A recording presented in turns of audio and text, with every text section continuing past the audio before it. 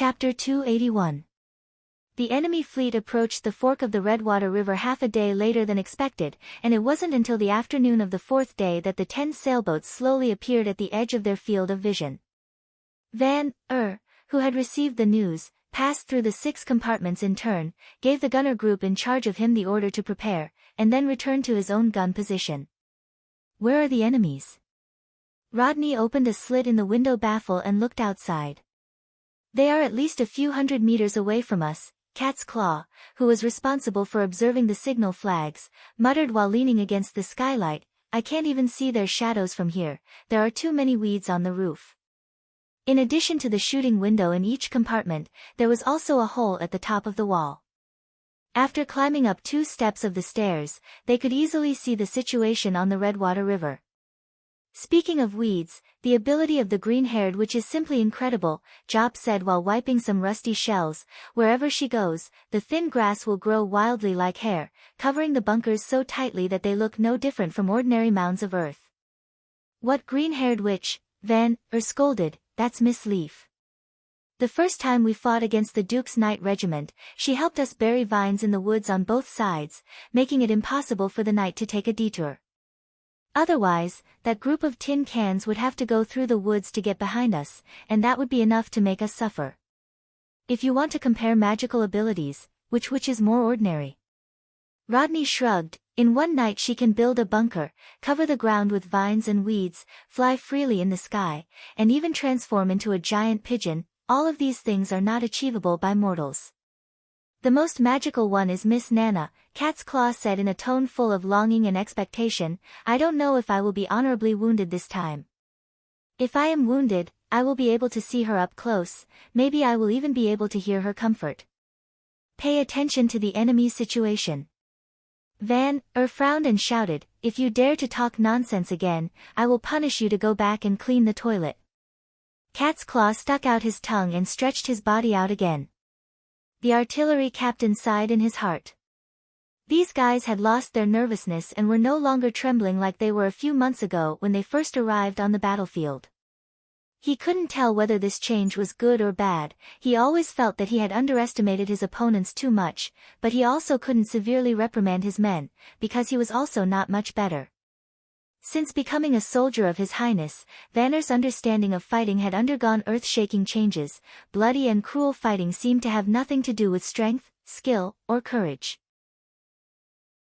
They only needed to repeat the steps that they had memorized during training, prepare according to the rules, meet the enemy according to the rules, and open fire according to the rules to win. This was especially true when the town fought against the new king's militia. Even though the opponent was a humanoid beast with astonishing strength and was not afraid of death, the battle only lasted for an hour. Only when he was cleaning up the battlefield did he realize that he did not feel the slightest bit tired. It was as if he had just done a warm-up before training, and the enemy had already been defeated. If this continued, would there be a day when they couldn't even see the enemy's face? Would they be able to annihilate the enemy thousands of miles away just by operating these metal machines? Just as Van's imagination was running wild, the cat's paw's warning sound pulled him back to reality. "I can see the enemy. Load the ammunition." Van shook his head, threw the distracting thoughts to the back of his mind, and ordered in a deep voice.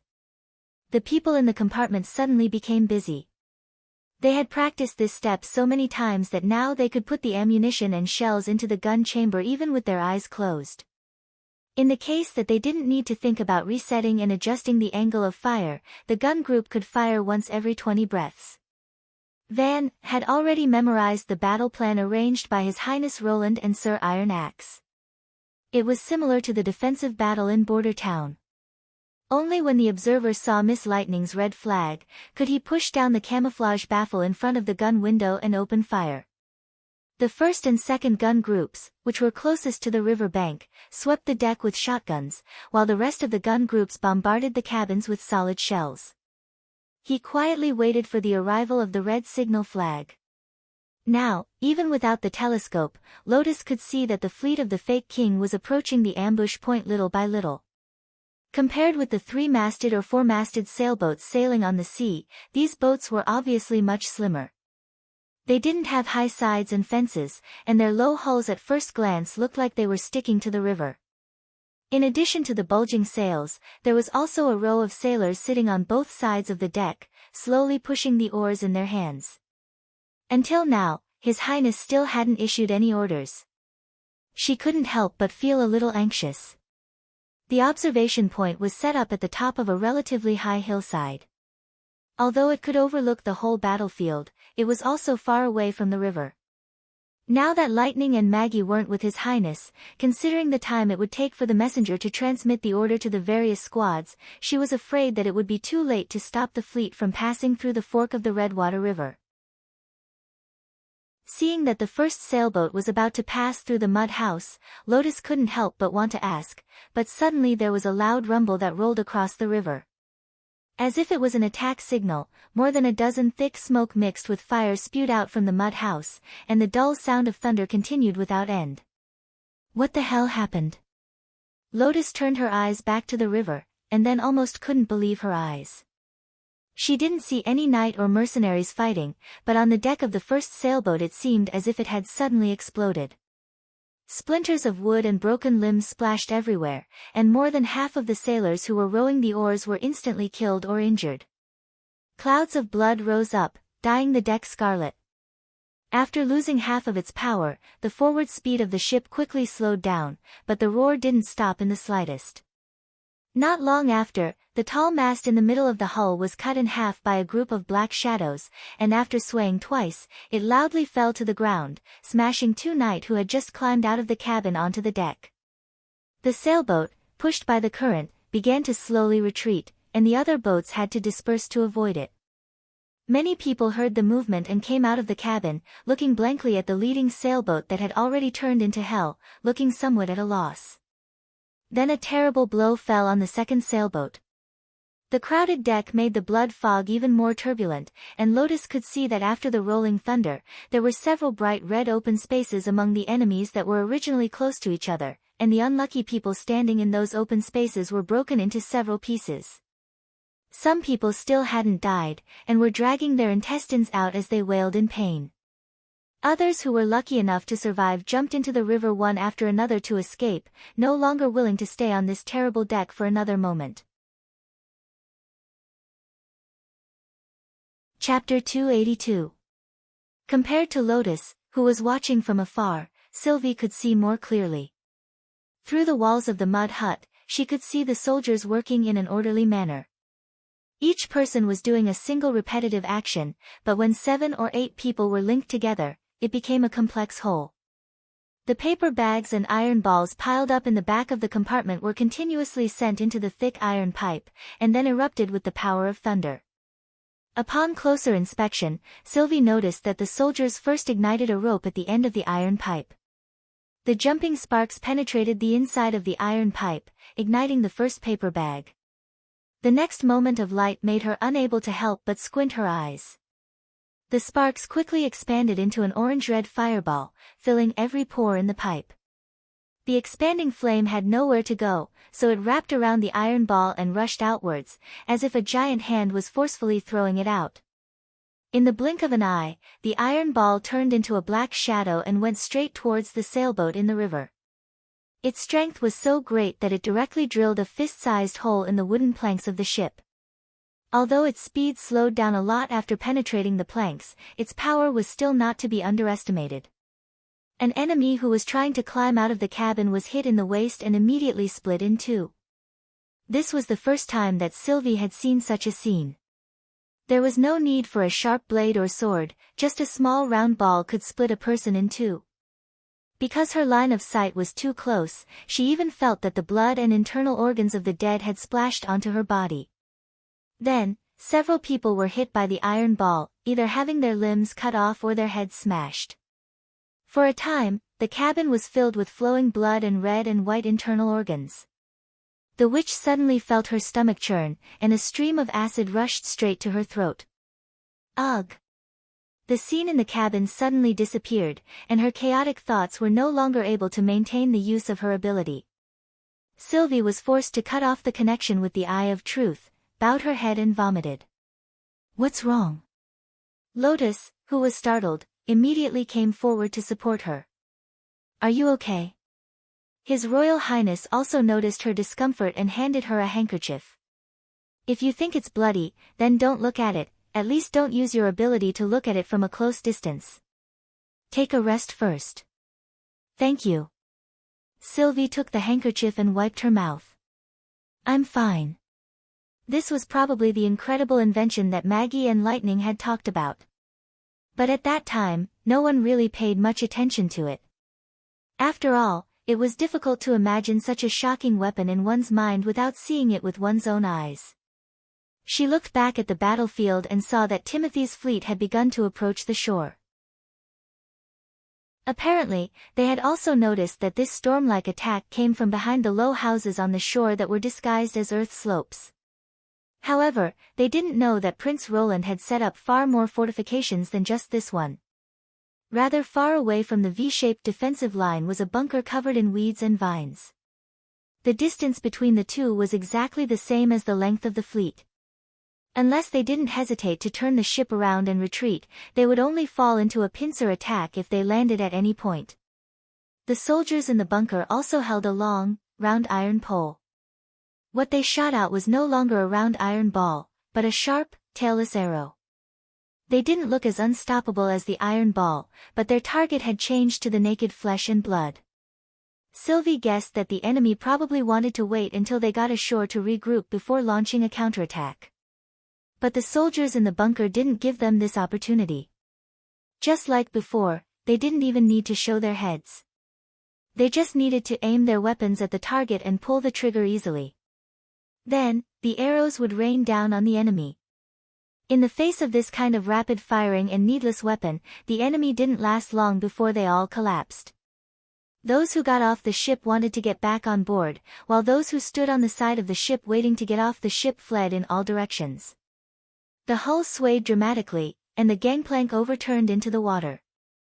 Many people who fell into the water were killed while climbing the ship's side. The scene was chaotic. "It's time." Until then, the prince put down the telescope and ordered Iron Axe, "Take the reserve team to clean up the battlefield. If their leader knight is lucky enough to survive, try to catch him alive. I want to ask them some questions." "Yes," the latter saluted. Then he looked at Sylvie, "You go with Iron Axe, don't let anyone slip away." Sylvie nodded and followed the commander of the First Army out of the observation post. She suddenly understood why His Highness Roland dared to openly shelter the witches in this corner of the continent. With such a powerful force, even if the church dispatched the gods' punishment army, they might not be able to defeat him easily. If Lady Tilly could also have such a weapon, the witches might really be able to return home one day. Looking at the paralyzed sailboat on the riverbank, Roland was slightly relieved. When they planned to land and counterattack, they were basically doomed to lose. It was a very slow process to turn the bow of the ship with the poles and oarsmen. This was probably the reason why the enemy didn't choose to turn around and retreat under the artillery attack. Rather than being beaten in vain, it was better to quickly dock and organize a team to counterattack. It was very difficult to sink a wooden sailboat with the solid iron ball of a 12-pound field artillery. Even if the hull was riddled with holes, it wouldn't affect it to continue to float on the water. Therefore, turning the bow of the ship might cause serious losses, but there would always be one or two sailboats that could escape. But if they chose to land, they would only end up being annihilated. Compared to the last surprise attack on the stronghold and the defense of the town, this time the enemy didn't even have an effective attack. It was probably because the pills were usually controlled by the commander and were only distributed to the militia before the battle. Once they encountered an ambush, they simply couldn't respond quickly. It wasn't until the evening that the cleanup of the battlefield came to an end. Iron Axe and the guards walked into the camp with the two captives. Before Roland had time to open his mouth to ask, one of them had already shouted, "I am Sir Snacker, Your Highness, please allow me to write a letter to my family, they will certainly send a generous ransom. I am the second son of the Northern Shield family, Irvin Shepherd, Your Highness," the other person said, "I am also willing to pay the ransom." "So, this attack was led by you?" Roland raised his eyebrows. No, the leader was Sir Vincent, but he has already been killed. Sir Snacker twisted his body. Your Highness, can you let your people untie my hands? During the redemption period, I hope to receive normal treatment. I don't need a ransom. The prince shook his head. Your purpose in coming to the Western Territory, your plan, and Timothy's plan, tell me everything you know, and I may give you the treatment you deserve. Please forgive me for not being able to tell you, Snacker said after a moment of hesitation. I have already pledged allegiance to His Majesty Timothy. The young knight of the Shield family also refused. Doing so would violate my oath. Is that so? Roland said disapprovingly. Take them away first. After the guards left, he glanced at Iron Axe. I heard that you served as the guard of the Patriarch in Iron Sand City, and are very good at interrogating information. Yes, Your Highness, Iron Axe replied. There are very few people who can hide information from me. Very well, I will leave these two to you to interrogate. Roland turned around. There are no restrictions on the methods, as long as you can get enough information. He was startled. What about the ransom? I said from the beginning, I don't need a ransom, Roland said coldly. After the interrogation, treat it as if they were killed. Chapter 283. On the second day after returning to Border Town Castle, Iron Axe brought back all the information he had obtained from the interrogation. These people are just Timothy's advance troops? Roland asked with a frown. Indeed, Your Highness, Iron Axe nodded. As you have guessed before, sending one militia after another to attack the Western Territory is Timothy Wimbledon's strategy. In addition to the Western Territory, he also used the same method to deal with Garcia Wimbledon in the port of Clearwater. Are they all civilians? Not all of them. There are criminals, rats, and most of them are refugees from all over the world. He replied. According to the enemy knight, after Timothy forcibly recruited these people, he first used some verbal promises to stabilize them, and then they took the first batch of pills. In this way, they had no choice but to be controlled by Timothy, wanting more pills to relieve their pain and desire. But they didn't know that once they swallowed the pills, there was no possibility of treatment. Roland sighed deeply. Taking more pills would only delay their death. Yes, Your Highness. Timothy didn't tell the militia about the side effects of the pills. They thought that after fighting for the new king, they would be able to get the status and rewards he promised. What is the purpose of this team? Roland asked. Border Town, Iron Axe quickly replied, because Sir Vincent, who had already died, thought that the town had no walls, it would be easier to achieve the goal of a war of attrition. He estimated that 1,000 militia who took the pills could be exchanged for about 3,000 casualties, which would be a heavy blow to Border Town. But what?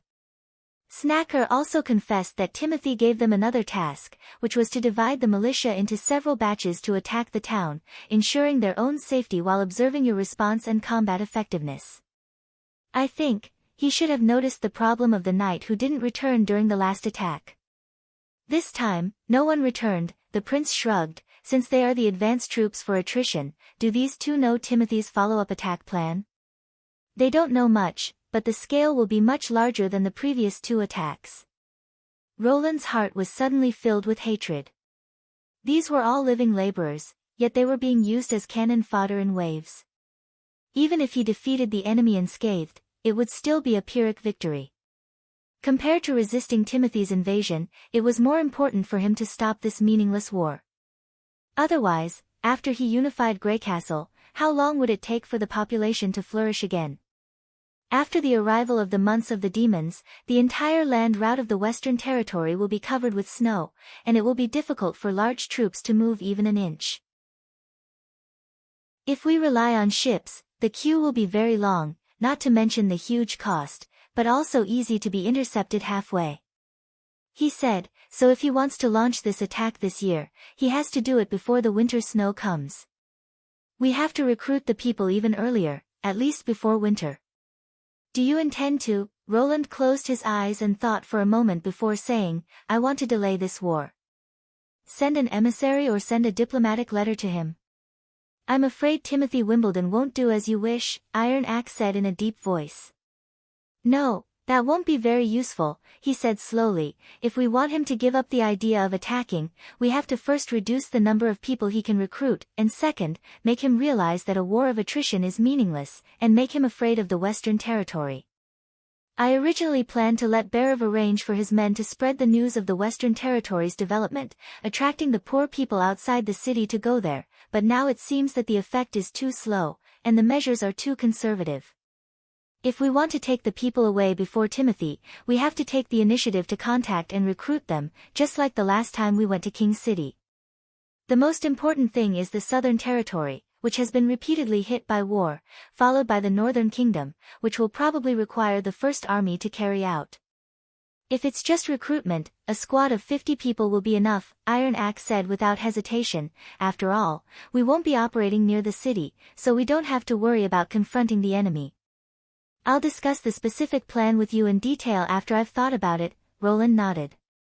There must be a main force guarding Border Town, and the squad sent out must also return to Border Town before the months of the demons.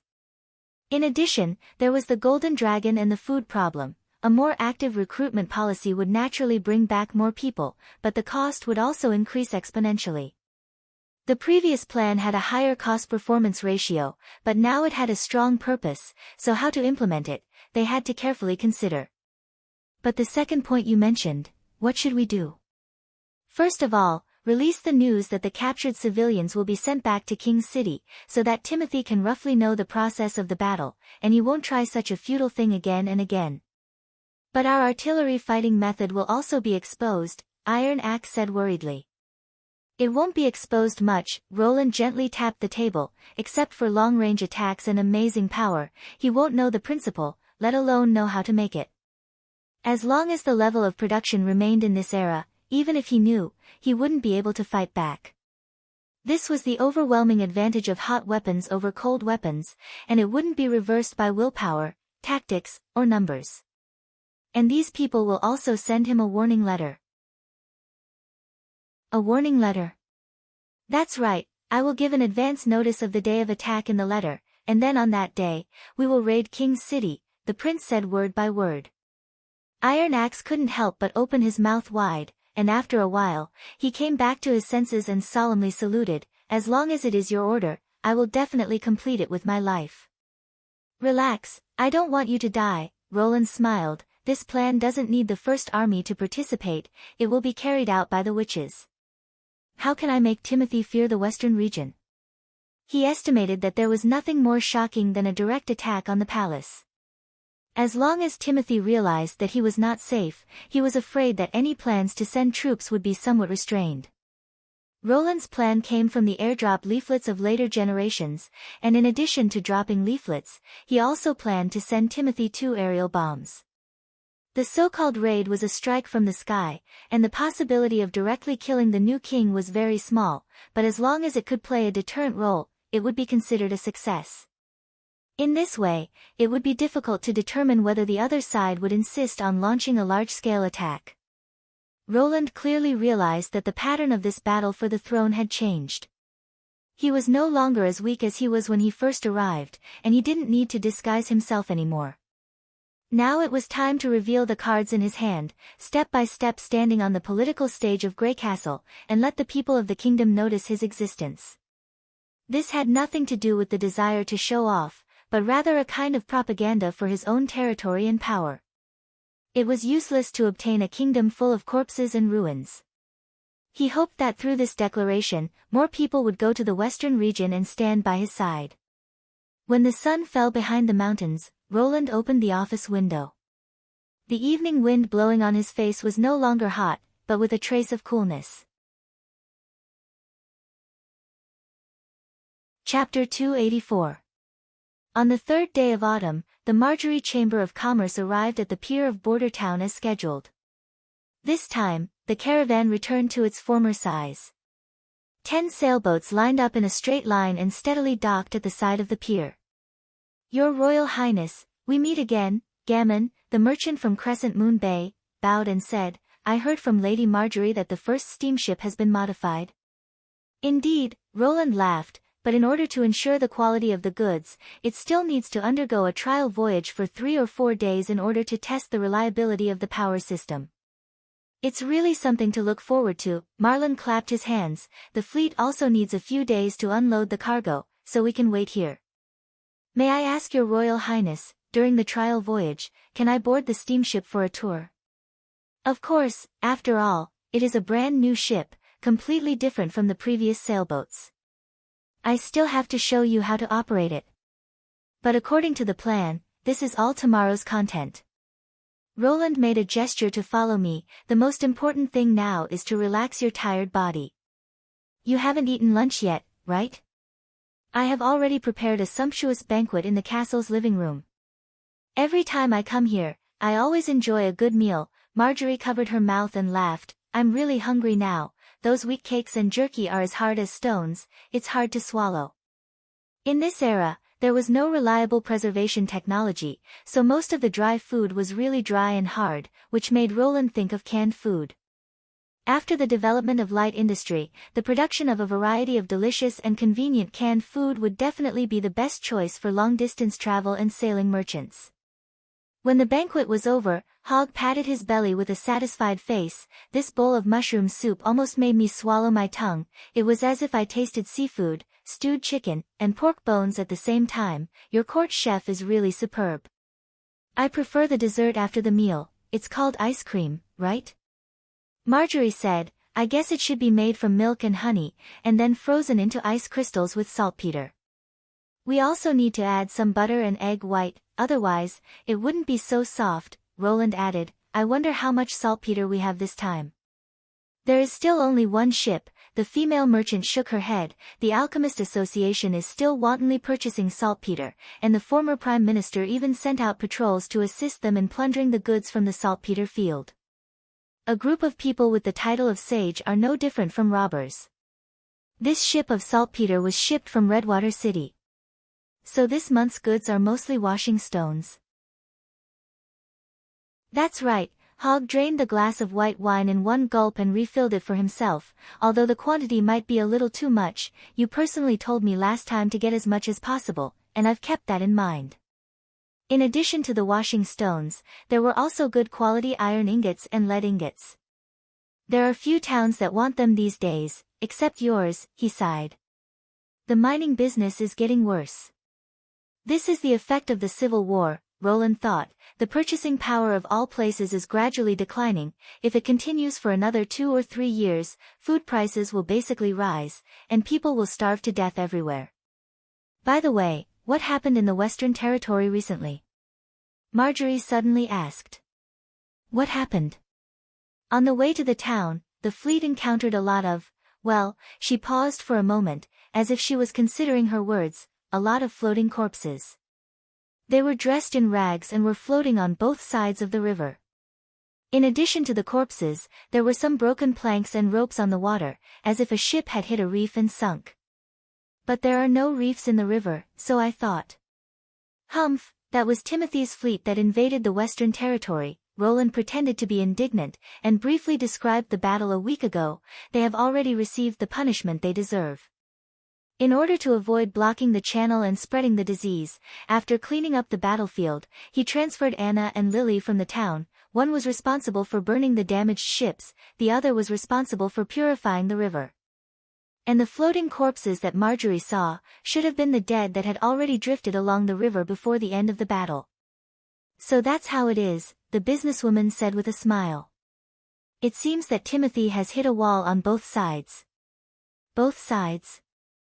There is also Garcia from the port of Clearwater. The latest news I got is that the unknown looters that attacked the Eastern Territory city before were Garcia's subordinates. After the Black Sail fleet looted Siwanshire and Valencia, they didn't return to the port, but instead went all the way north along the coastline. No one knows where they finally went. North.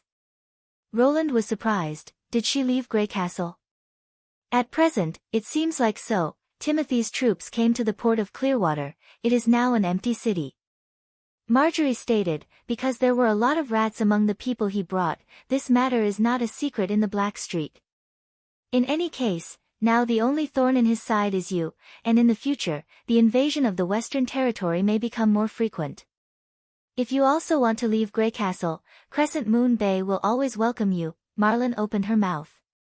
"That's right," Gammon patted his chest, "the island there is enough to fit 10 border towns. We are willing to provide it to you and your people free of charge. But you have to hand over the technology of the steam engine and paddle steamer, right?" Roland rolled his eyes in his heart. Even if he couldn't stay in Grey Castle, the first person he would choose to go to should be Tilly Wimbledon. But on the surface, he just smiled. "Is that so? If such a day really comes, I will consider it. By the way," he then looked at Marjorie, "I have successfully made 2 of the reconnaissance balloons you ordered last time." "So fast?" The latter was pleasantly surprised. "Can you take me to see them?" "Of course, come with me," Roland got up and said. In the expanded backyard of the castle, a fully inflated hydrogen balloon was placed. Its air sac was in the shape of a water droplet, wide at the top and narrow at the bottom, with a diameter of 5 meters at the top. It was completely made according to the size of the experimental product, and could carry an adult man into the air. The air sac and the rope were painted with sky camouflage, and when paired with the observer's camouflage clothes, it could minimize recognition. "It seems to be different from the balloon we rode last time." Marjorie carefully looked at the new product. "That's because it doesn't require a witch to use it." Roland cleared his throat and began to explain to everyone how to use the balloon. The end of the balloon has a movable valve, which can be filled with and released gas. It's precisely because of this alchemy gas that it can fly. The method of inflating is very simple. Just connect the matching hose to the gas tank, and then unscrew the valves at both ends. After that, he demonstrated the operation process of deflating and inflating in front of everyone. "How many bottles of gas does it take to fill a reconnaissance balloon?"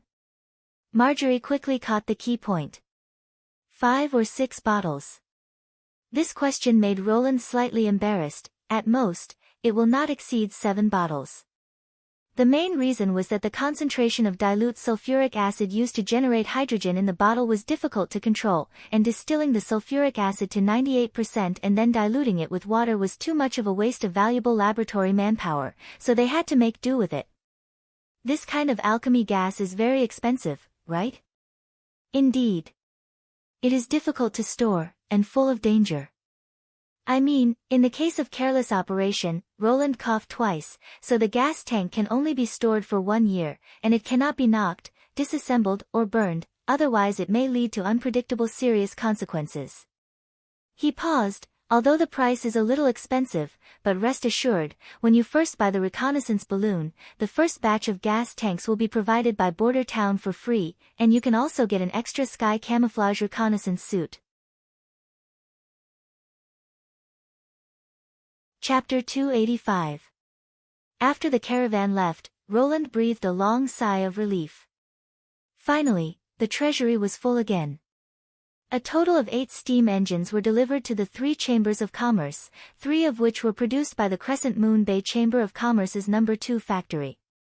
It had to be said that these craftsmen from the fjords, whether it was talent or learning ability, were far better than the miners and blacksmiths of Border Town. After mastering the operation of the machine, the quality of the finished products rose sharply. Maybe in another 2 months, the production capacity of the No. 2 factory could catch up with that of the No. 1 factory. Fortunately, according to the signed contract, the revenue from the sale of these machines belonged to Roland. In addition, he also received a purchase order for a new hydrogen balloon from the Crescent Moon Bay caravan. Marlene was very interested in this kind of thing that could greatly expand one's field of vision. In addition to a single reconnaissance balloon, he also specially ordered a giant balloon that could carry 3 or 4 people, intending to use it to explore the new islands in the fjords. In addition to the delivery of the first paddle steamer, the 3 of them brought Border Town nearly 7,000 golden dragons.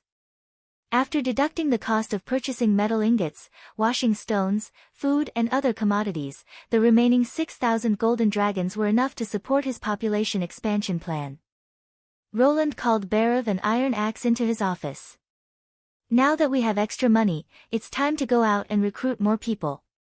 He looked at the two capable men. This operation will be carried out by the cooperation of City Hall and the First Army. You can decide the specific personnel. I will only explain the general content of the task. Please say it. The director nodded. The recruitment will be divided into two directions, the north and the south. Roland pulled out a map from the table and spread it in front of the two men, especially the line from Eagle City to the port of Clearwater. I suspect that Timothy has already regarded these people as part of Garcia's forces. They are useless people who can be used at will, so you have to be the first to win them over. The team sent by City Hall is responsible for recruiting nobles, craftsmen and other literate people, while the First Army's main task is to recruit civilians.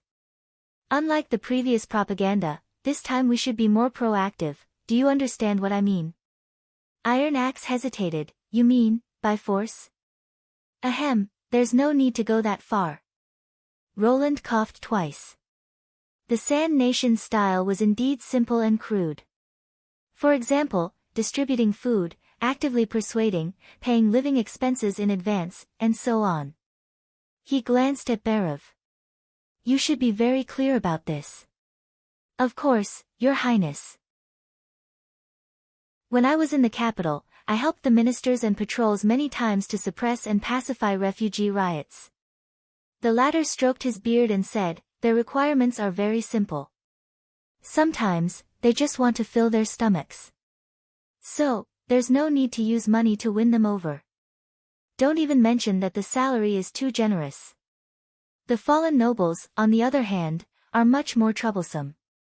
Although they are short of money and no longer have their glory days, they are experienced and knowledgeable, and have high demands. They won't travel thousands of miles with us for a piece of steamed bun. That's why we need to lure them with money and promises. Roland clapped his hands twice in satisfaction. Unfortunately, there are many things to do in Border Town, so you can't go in person.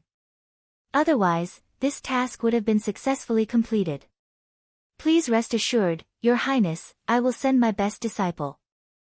Barav laughed. When the city is built next year, both sides of the Redwater River will be filled with people. There will be such a day. After the two left, Roland leaned against the back of his chair and rested for a moment. He decided to go to the North Slope's backyard to see Anna.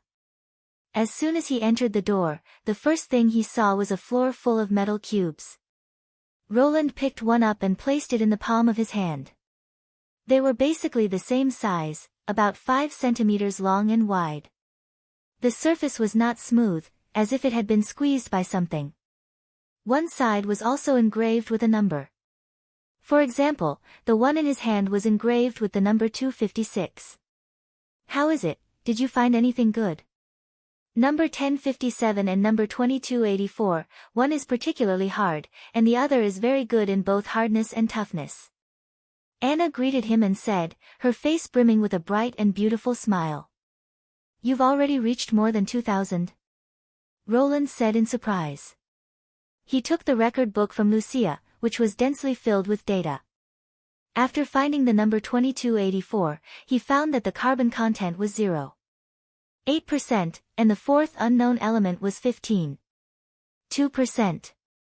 Well, this is much more interesting than sharpening the gun barrel. Anna blinked her eyes. Adding other metals into the iron can unexpectedly make its properties change dramatically. I really want to know how these metal balls are combined together. The exploration that Anna and Lucia were currently doing was a far-reaching work. Roland first let the little girl decompose the ore into a variety of raw materials, and then let Anna mix them with pure iron according to different mass ratios and smelt them. After making them into a test block, their properties were tested. Through the squeezing and stretching of the black fire, Anna was able to distinguish the amount of magic consumed in each operation, thereby judging its strength and toughness. The first to add was obviously carbon. Although Roland knew that the essence of steel was a kind of iron-carbon alloy, with too much carbon it would be pig iron, without carbon it would be pure iron. Only when the carbon content was within a certain range could it be called steel, and even the slightest fluctuation could greatly change the properties of the metal, so the first thing to be measured was the size of this range. From the records, it could be seen that before 1500, it was simply iron and carbon smelting, but after 1500, it began to add new elements to the foundation of steel. Roland clearly knew that with every additional number in the permutation, the possible results would increase exponentially. This was an extremely long process, so he only let Anna explore this part of the content when the manufacturing task wasn't too heavy. He gave the two witches a few words of encouragement, then sat to the side, quietly admiring the busy figure of Anna. Although the autumn sun was still bright, it was no longer as vicious as it was in the middle of summer. He felt warm all over, and a long-lost sense of stability welled up in his heart. After an unknown amount of time, the courtyard gradually quieted down. He suddenly felt a soft hand placed in front of his forehead, and when he opened his half-closed eyes, Lucia had already disappeared, and Anna was sitting in front of him. "You have something to say to me." "Your eyes told me," she said, tilting her head, the ends of her hair hanging down naturally, like strands of translucent golden silk. Roland hesitated for a moment, and finally shook his head helplessly. "I'm just a little confused, that's all." He roughly explained the population expansion plan to the other side, compared to the initial free choice. "Now, in order to seize the time, we have already used some half-tempting, half-coercive means. Although this is to prevent them from being forcibly recruited by Timothy, and finally dying from the erosion of the pills, when I think about it seriously, what I'm doing isn't too far from what he's doing. The only difference is the purpose." "The purpose still doesn't explain everything?" she asked softly. "But, I know what you want to say." Anna covered the prince's mouth. "You're worried that they won't appreciate your kindness, and at the same time you can't guarantee that your purpose will always be correct in the future. Using the wrong means to achieve the right goal will be misunderstood, or using the right means to achieve the right goal will lead to an irreversible mistake. You don't know whether the right means are more important, or the right results are more important. Am I right?" Chapter 286. The environment of Sleeping Island was getting better day by day. As long as Tilly flew up, she could see the crowds and the lively market. Now, it was no longer a place where the original 300 witches lived in seclusion. Through negotiations, Crescent Moon Bay, Twin Dragon Island, Sunset Harbor and Shallow Water Town among the Fjords Islands had established commercial relations with Sleeping Island. She also introduced a group of ordinary residents from some crowded villages and small islands. Although they were currently concentrated on the periphery of the island, far away from the witches, Tilly believed that one day, Sleeping Island would become an integrated city. The integration was a slow but hopeful process. Whether the awakened witches from other islands joined Sleeping Island or stayed in their birthplace and were accepted by the local people, it was good news for Sleeping Island. This meant that Tilly and the migrated witches would gain more supporters. "Come down, the wind is picking up," Ashes shouted from below. "Be careful not to fall." "I'm fine." She waved her hand, and suddenly her body sank down. She fell for a distance before she could stabilize her body. "Well, it's still a little hard to control." "You know it's hard to control, but you still fly so high." Ashes stamped her feet. "You can practice at a lower place, or go to the sea. If you don't come down, I'll climb up to the roof to catch you." Okay, I got it." Tilly felt the wind was indeed getting stronger, so she didn't try to be brave anymore. She withdrew the magic power she released and slowly landed in the garden of her residence. "Next time when you do this kind of thing, call Molly first," Ashes said with her eyes wide open. "At least her magic servant can catch you. As long as I keep supplying magic power, it's impossible to fall. At most, I can't control the direction." She took off the blue magic stone gloves in her hand and handed them to Ashes. "You can also try it. The feeling of flying is amazing. Looking down at Sleeping Island from the sky, it feels like the whole world has become a new one." "I don't think so." Ashes waved her hand. "I couldn't even activate the lightning magic stone at the beginning, let alone this kind of stone that needs to be continuously injected with magic power. And there's only one of it. Even if I master the control skills, I can't fly with you." "That's true." Tilly took back the gloves with a little regret. "I often think it would be great if I could understand the principle and make my own magic stone." "Do you think it's man-made?" Of course, she nodded without hesitation. From the polished appearance and use, these stones are unlikely to be natural. The people who built the ruins must have a deeper understanding of magic power. Unfortunately, apart from a bunch of incomprehensible documents, they didn't leave any more clues. At this moment, a huge white figure fell from the sky. Due to the speed of its descent, it almost hit the ground with a plop, stirring up a circle of dust. Maggie? Ashes raised her eyebrows. Ugh, it hurts so much, coo. It was the little girl. She got up from the ground and rubbed her head. Did I see wrongly just now? Maggie and bye, she is. If it wasn't for the hair color, I would have thought it was lightning. You weren't mistaken. I did fly up just now. Tilly smiled and rubbed her cheeks. So, are the witches of Sleeping Island living well in Border Town? Very good, coo. They all asked me to deliver letters to you. Maggie rummaged through the letters in her satchel. This is Lotus's, this is Evelyn's, and this is His Royal Highness's. Tilly was slightly startled. She saw that His Royal Highness's letter was half a finger thick, and it was wrapped tightly, looking more like a parcel. It was a little heavy in his hand. Obviously, it contained more than a simple letter. Thank you for your hard work. Ashes took out half a wheat cake, broke off a small piece and handed it to Maggie. Maggie shook her head, stuffed a handful of dried fish into her mouth, and said vaguely, I'm going to play with Molly.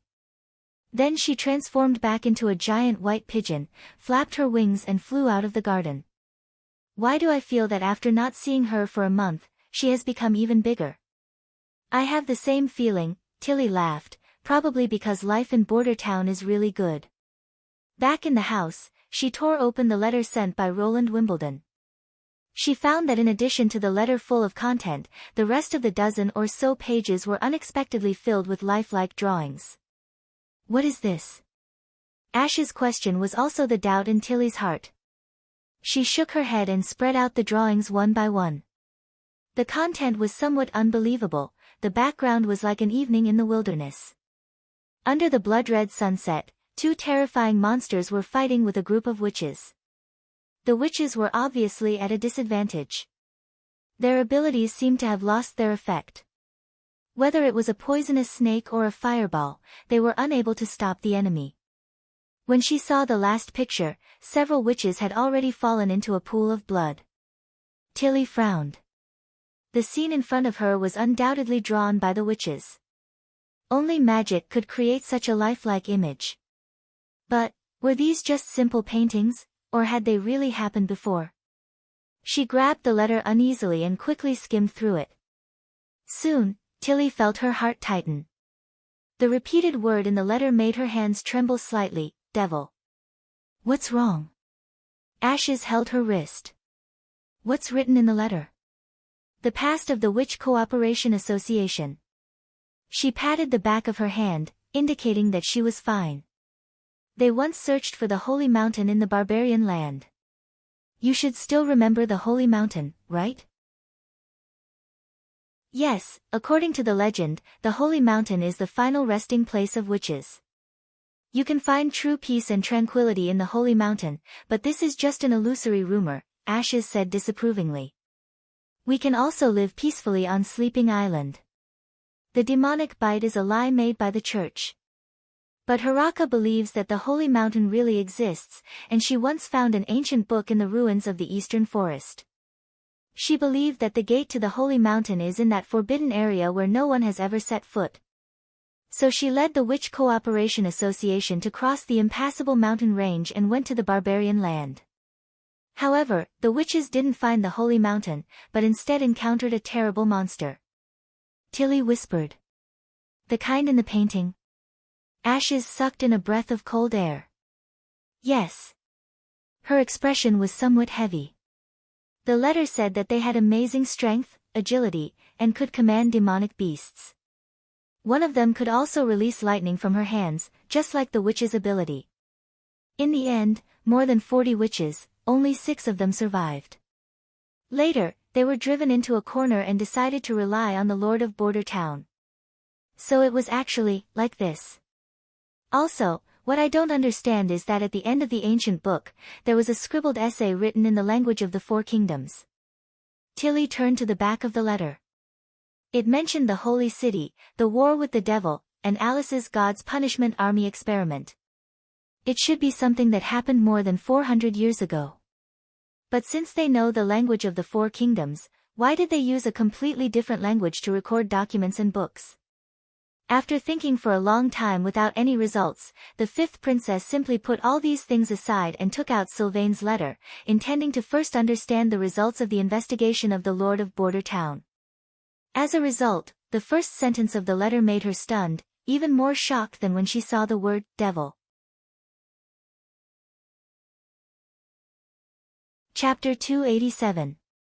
Her real brother. Her real brother. How could this be possible? Tilly held the letter in a daze, but her mind was completely unable to concentrate. The thoughts in her mind were like a tide rolling over and over. Among the 5 children of her father, Wimbledon III, Gerald, Timothy and Garcia were born earlier, so they belonged to the same circle. By the time Roland was born, the youngest, Garcia, was already 6 years old, so naturally, she didn't play with him anymore. It was reasonable to say that she should have formed another circle with Roland, but, in fact, this was not the case. Her brother yearned for her 2 brothers and tried to integrate into their circle, but the result was that he was often the one being bullied. This led to Roland's character becoming distorted and irritable. Of course, he didn't dare to vent his anger on Gerald and the others, so he could only vent it on himself. For example, he instigated her to steal her father's crown. After being rejected, he would inevitably become angry and humiliate her, and sometimes he would even fight with her. Later, when her father found out, he taught her a lesson and restrained himself a lot, but he still did all kinds of small tricks to intimidate her. These things may not have been understandable at that time, but now in retrospect, Tilly only felt that it was quite ridiculous and childish. Until the age of 10, she found an earthworm broken into several pieces in her beloved shoe. Unable to bear it, she finally decided to fight back. She called Roland, and when he opened his mouth to threaten her, she directly stuffed the earthworm into his mouth. Since then, he had never taken the initiative to provoke her, and she was also unwilling to pay attention to her brother. After reaching adulthood, Roland still didn't change, and even became worse. She often heard about his debauchery. In the rumors of the nobles, he was irritable, mean, ignorant and incompetent, and could be regarded as the most unlike a noble. Apart from his royal status, he had nothing. Regarding this evaluation, Tilly deeply agreed. She also knew that his irritable behavior was just a facade, in order to cover up his biggest weakness, timidity and cowardice. However, such a person would actually stand on the side of witches, shelter a group of people known as the devil's minions, and even become enemies with the church? Tilly didn't know what to say. Tilly. It was not until Ashes shook her twice that she came back to her senses. I'm fine, it's just a little unbelievable. She shook her head. Sylvie said that the Lord of Border Town is most likely the real Roland Wimbledon, and not someone controlled or replaced by a witch. That stupid, cough, guy who tried to touch me. Ashes coughed twice. He has indeed changed a lot. We haven't seen each other for a year, but apart from his appearance, I feel like I'm looking at a different person. Can you be more specific? Ashes tilted her head and thought for a long time. I think, the biggest difference should be the cleanliness. Clean. Whether it's the way you dress up, or the feeling you give off. He doesn't like jewelry like the other nobles. He doesn't have any gold, silver, or precious stones on him. Ashes recalled, even his clothes are very common. They look relatively loose, without lace, ornaments, or gold. If it weren't for his hair color being too conspicuous, he would almost be no different from an ordinary person. But, he doesn't look like an ordinary person at all. Does he look like a noble? Tilly asked. No, he doesn't look like a noble at all. Ashes curled her lips. There is no noble who is clean. If it's not a pool of stagnant water, then it's covered with mud. As for him, I don't know the specifics, but in short, he gives people a good feeling. It's hard to believe that you're speaking for him. I just want to answer your question seriously. Tilly exhaled. It seemed that her brother had changed a lot, but in the end, what had led to his transformation?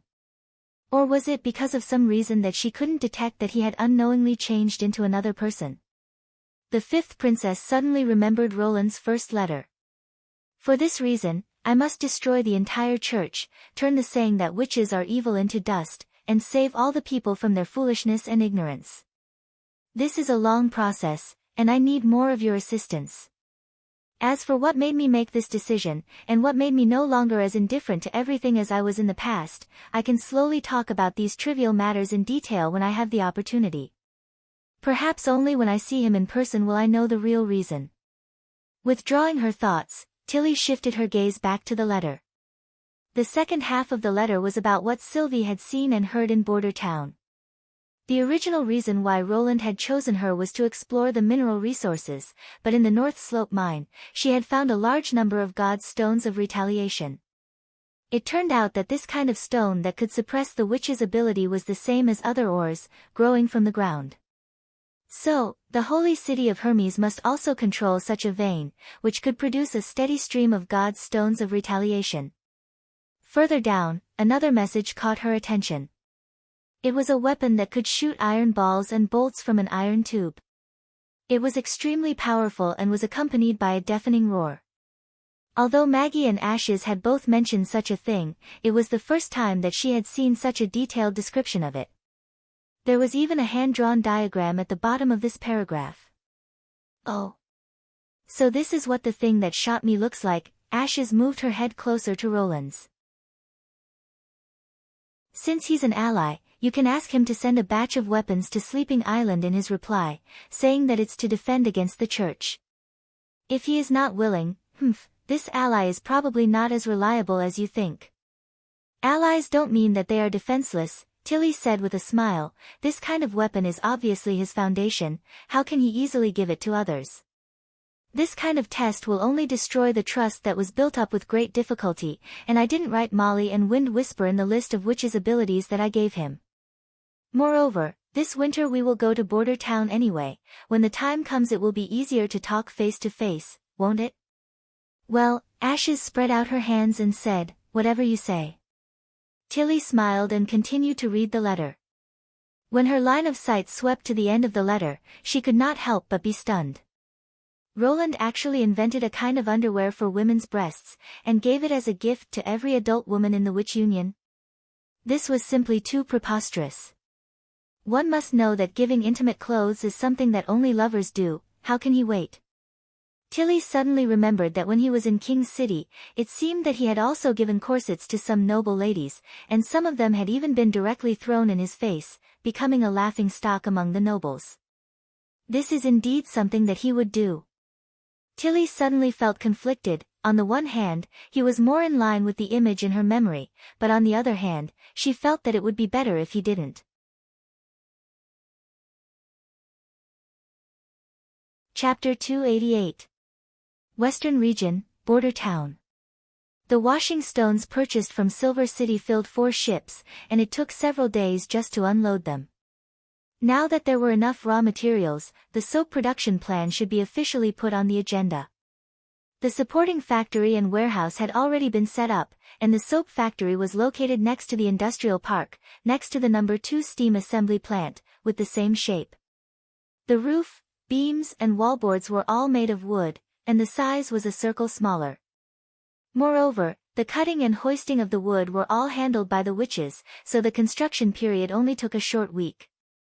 Using washing stones, that is, natural alkali, to make soap was essentially a series of chemical reactions. The raw materials needed were also very common. In addition to soda ash, a large amount of lime milk and grease were also needed. Lime milk was the suspension at the bottom of the container after lime was immersed in water. It was used to react with soda ash to produce caustic soda, and then the caustic soda reacted with grease to produce high-grade fatty acid salts and glycerol. The former was even soap, while the latter was an extremely important raw material for explosives. Before, when making soap, Roland had already tested the whole reaction process in the castle backyard. The principle was basically the same, but in order to expand a small amount of trial production to mass production, he still needed to develop reasonable processes and specifications, and more importantly, he needed professional chemists to guide the production. For this reason, he called the chief alchemist into his office. "Your Royal Highness, you asked for a large-scale production of sulfuric acid. I have already thought of a possible plan." As soon as he entered the door, Kaosichi shouted loudly, "However, this requires a large amount of lead, as well as a blacksmith who can turn the lead into containers. I heard that one of your witches can accurately cut metal, and those rumbling iron lumps were made by her. Can I?" "Of course. Report to me the shape and size of the container you require. I'll have the witch union do it." Roland beckoned him to sit down. "I didn't ask you to come here today to make acid, but for another task." "Your Royal Highness, recently I really can't find time to do anything else." Kyle repeatedly shook his head. "Large-scale acid production is a difficult challenge. I must go all out." He paused, and then added, "Even my disciples can't do it. They are all helping me prepare for this. No one can leave.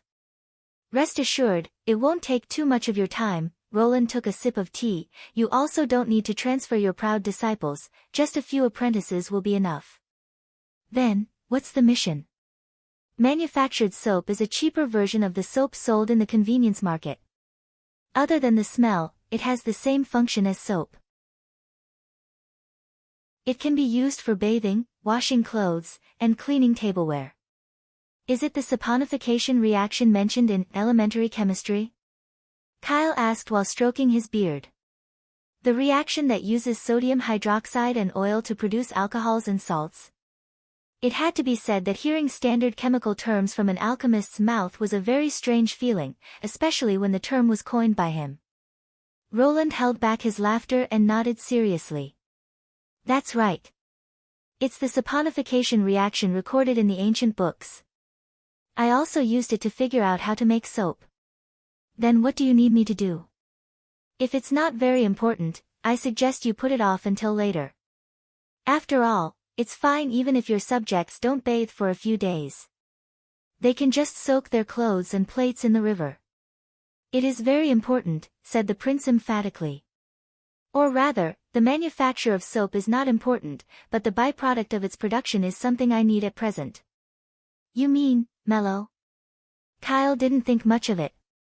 "Yes, alcohol, you can also call it glycerin," said Roland. "It is a very important raw material, and its significance is no less than the two acids." "Well," Kaosichi shrugged. "But I have to say, I don't have the time to implement it myself." He gently exhaled. Dealing with the chief alchemist was really tiring. "You only need to pick out a few clever apprentices and demonstrate it in front of them. I will recruit some of my subjects to carry out the production, but after all, they know nothing about chemistry, so there must be someone to check every step." The prince paused for a moment. "You can also think of it as a chemical experiment that has never been put into practice. If it was in an alchemy workshop, this process could mean the discovery of several alchemy formulas, enough to make an apprentice obtain the title of alchemist." It was probably the last sentence that convinced Kyle. "In that case, I will take the afternoon to teach the apprentices what you have arranged." "Very good," Roland smiled. "You should also know that the most important part of the production process is to produce a sufficient amount of sodium hydroxide." He wrote down the reaction formula on a piece of paper. Before the invention of the synthetic alkali process, natural alkali was the most important raw material for making alkali. The latter's main component was sodium bicarbonate, which could be decomposed into sodium carbonate, carbon dioxide and water when heated. Because of the abundance of raw materials and the simplicity of the process, it was still in use until modern times. Heat and decompose the washing stone, dissolve it in water, and filter it, and you can get a relatively pure sodium carbonate solution. Next, heat it with the lime milk, and you can get a sodium hydroxide solution. The purification method should be easy for you to think of, he explained while writing. Clarify, distill, mix, and repeat this step until the concentration of the solution is high enough that after cooling a large number of crystals can be precipitated. These were all the contents of the elementary chemistry. Because of the many nicknames of the two alkali, it was extremely easy to confuse them, such as caustic soda, soda ash, sodium bicarbonate, and so on. It was also an important knowledge point for the exam, and he had memorized the relevant contents of the textbook, so he could still remember it clearly. I understand, the chief alchemist looked at the reaction formula from beginning to end, but Your Highness, what about the oil? I will arrange for these materials to be sent to you. Animal oil was still an expensive thing in this era, but the last time the personal guard went on a trip to purchase seeds from the olive trees in Fallen Dragon Ridge, Border Town now had a reliable source of vegetable oil. Although they were currently only growing them on a small scale in the castle's backyard, with Leaf's ability to accelerate the ripening process, it wouldn't be a problem to harvest a bunch of fruits in a day. The extraction of olive oil was also very simple. After the fruit was ripe, the oil could be squeezed out using a physical method, and then through a filter to remove the debris and dregs, they would be able to obtain a clear oil. Finally, after briefly explaining the production of the soap and the requirements for the glycerin extraction, Roland let Kyle Sichi leave the office. In this way, when the soap factory started operating, he would have a stable source of glycerin.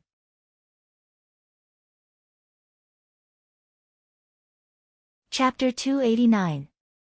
Kyle Sichi passed through the town and walked in the direction of the Redwater River. Today, Border Town was already a bustling place. It was hard to imagine that it used to be an outpost to detect demonic beasts' movements. Under his feet was a dark gray hard ground, and on both sides of the street were neat rows of bungalows. Unlike the residential buildings, these houses were not used for living, and the space was much more spacious than that of a residential building. It was like a small warehouse. According to His Highness, these houses would be sold in the future. In front of the bungalows was a deep drainage ditch, which was covered with stone slabs, which seemed to draw two boundaries on the black street. In addition, a large tree would be planted on the side of the road at regular intervals, sandwiched between two bungalows. The branches were close to the center of the road. Not only could they keep out the sun and rain, but they were also pleasing to the eye. He had to say, the biggest feeling he got from this place was the regularity. Whether it was the houses, roads, ditches or trees, they were all located in a planned location, and the degree of care was even no less than that of a noble's garden. The feeling of walking in Border Town was comparable to the feeling in the main city of Redwater City. Although the scale of the buildings in Border Town was denser and larger, the extremely coordinated arrangement made these ordinary houses exude a unique sense of beauty. This feeling overshadowed the size of the individual, and showed a higher level of grandeur as a whole. Just like those neat and uniform chemical formulas, he thought, this is the beauty brought by order. Nowadays, Kyle was quite famous in Border Town, and passers-by would nod to him and respectfully call him Sir Sage. However, compared to Sage, he preferred the title of Master of Chemistry, but unfortunately, His Highness Roland said that he had to comprehend intermediate chemistry before he could get this honor. Walking out of the central area, he could see the Redwater River, which ran across the western region. The number of laboratories on the river had increased to 4, but the last 2 were temporarily idle because they didn't have enough manpower. Kyle was about to call a few apprentices to complete the task given by His Highness, when a soldier wearing the uniform of the First Army came over. Sir Sichi, a sailboat came to the dock area, carrying more than 50 civilians, he said after saluting. Because there were too many of them, and they didn't look like merchants, the garrison stopped them. One of them said he wanted to see you, and he claimed to be an alchemist from Redwater City. His name is Chavez. Kyle excitedly grabbed the soldier's shoulder. Take me to see him. Pulling the soldier to the dock area, he saw a familiar figure. It was indeed Chavez. Master Mentor. The other party also noticed Kyle at the first moment and immediately waved his hands at him. These are the alchemists and alchemy apprentices I invited. He walked to the captain of the garrison. Let them in. I'll take them to the city hall to register. Yes, sir. But please allow me to send a squad to escort them. It's fine.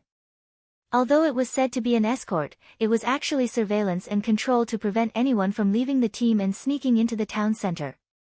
However, these were the rules set by His Royal Highness, so Kyle had no intention of interfering.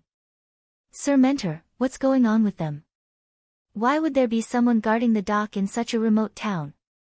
Chavez, who was allowed to pass, quickly walked to his side and complained with some dissatisfaction. Moreover, the checks are even stricter than the city guards of big cities, even their names and origins must be asked. I used silver royals to make them change their minds. Silver wolves? Kyle asked with great interest, how many? Of course, only one. Chavez was slightly startled. Ha ha ha, he stroked his beard and laughed, of course it won't work, you must know that their monthly salary is around 15 silver royals. 10, 15. Well, compared to the city patrols who rely on extortion of merchants and travelers to survive, the First Army is much more comfortable. But because of this, extortion, looting, or accepting private property are strictly prohibited. Once discovered, they will immediately be expelled from the army, and at the same time be sent to the dungeon for trial. Although Kyle wasn't an official of the city hall, but after attending several meetings on behalf of the Minister of Chemical Industry, he had a certain understanding of the policies of the upper class. Can they really control their own hands? Chavez asked with a little doubt. There are also some who can't control their own hands, but they are all sent to the mines. He curled his lips and said, when you came here, didn't you notice the uniqueness of this town? Well, there are a lot of them. The young alchemist scratched his head. For example, along the river there seems to be a lot of people cutting down trees to build roads, which are already so far away from border town. In the end, where do they want to build? Also, what are these iron towers on the riverbank used for? To store drinking water. He paused. That's right. Before arriving at the pier, I actually saw an iron bridge under construction. It's neither wood nor stone, I'm sure it's made of iron. And it's much longer than the bridges I've seen before, isn't it? The chief alchemist smiled, so don't bring your experience of living in Redwater City here, this is a completely different city, of course, right now it's only a town, but it's enough to make people feel surprised. Just like the contents of the elementary chemistry, before you see it with your own eyes, you will never think that there is such a possibility in the world. He didn't know why, but when he said these words to his former apprentice, his heart felt inexplicably carefree and happy. After thinking about it carefully, he realized that he had already regarded himself as a member of Border Town, just like how he would show off his new home to his guests. After completing the registration, the apprentices were handed over to the city hall officials to arrange their accommodation, while Kyle Sichi directly pulled Chavez back to his own residence. Although I knew that you would definitely accept my invitation in the end, I didn't expect you to come so soon. Chavez somewhat embarrassedly bowed his head, I should have promised you before. The chief alchemist smiled. He was completely obsessed with alchemy, but he wasn't completely ignorant of the affairs of the world. At first, Chavez didn't choose to leave, most likely because he had high hopes for the Lord, hoping to obtain the position of chief with the two-acid method. Until Capora became the new chief, he still had a lot of prejudice against him, which led him to make up his mind to leave Redwater City.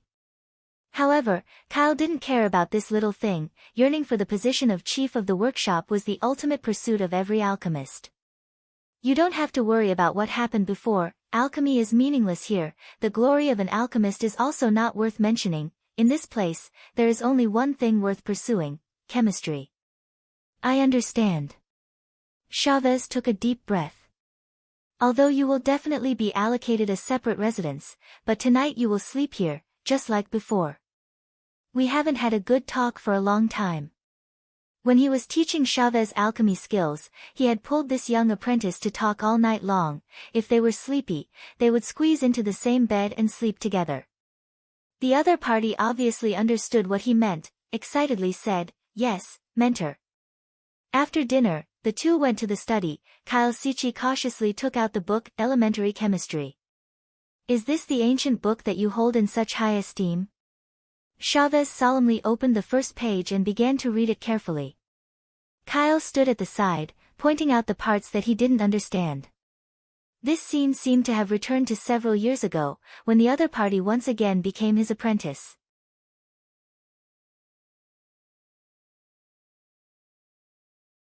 Chapter 290. Lightning took out the adventure supplies that she carried with her and checked them again. Fire sickles, tinder, bandages, daggers, maps, and a bag of dry food stuffed with beef floss. What about you? She looked at Maggie. Check them too. Coo. Maggie put her hand into her satchel. This cloth bag was usually hidden under her fluffy hair, so it was difficult to see how many things could be stuffed inside. Moreover, after turning into a bird, her clothes and satchel seemed to disappear into thin air. Compared to her own strict flying weight limit, Maggie seemed to be less affected. The best proof was that she took out far more things than herself. Jerky, meat floss, chicken thighs, fish fillets, eggs, piles of food were placed in front of Lightning. "Oh my God," she said while holding her forehead, "we are going on an adventure, not going to a barbecue in the wild. At least you have to bring a weapon." "Coo coo." Maggie touched her mouth. "Do you want to say that your beak is a weapon?" Lightning sighed. "If you meet a Judgment Army soldier dressed like a can, it would be a wonder if you can peck open his armor." "Well, forget it. Anyway, it's only one day, we shouldn't encounter any danger. Let's go." "Oh. Coo." She suddenly turned into a pigeon, ran 2 steps, and flew close to the ground for a long time before slowly rising. Well, maybe the weight still had an effect on her. Lightning pulled down her windproof glasses, and with a light leap, she flew in front of her. She remembered the first time she met Maggie. She was still in the southern woodland and launched an aerial pursuit. Although at that time the fat pigeon couldn't escape from her palm, at least it took her a lot of effort to get her down. Now, it seemed that she could catch her in the blink of an eye. She couldn't go on like this. It was rare to have a flying partner, and in the future she would have to rely on her to help her carry the exploration equipment. The little girl thought that it seemed that she had to train her. Coo, coo. Lightning slowed down and flew side by side with Maggie. "Speak properly. I want to ask, where are we going to explore, Coo?" The pigeon opened and closed its mouth. "The concealing forest is the westernmost part. I want to see how big this forest is." Lightning took out the map and spread it out, pointing to a blank area on the west side. "While I'm at it, I might be able to see where the Redwater River comes from." After Maggie returned from the fjords, she immediately began to prepare for this adventure. Anyway, during the free practice, His Royal Highness wouldn't care where they flew. Moreover, there was a secret in the little girl's heart that she had not told him. She no longer dared to explore the forest alone. This was a great humiliation for an explorer. But she couldn't deceive herself. The trip to the stone tower had made her fear this deep forest. The thought of those horrible monsters hiding somewhere in the forest made her want to run away as soon as possible. Fortunately, she was still the daughter of the greatest explorer.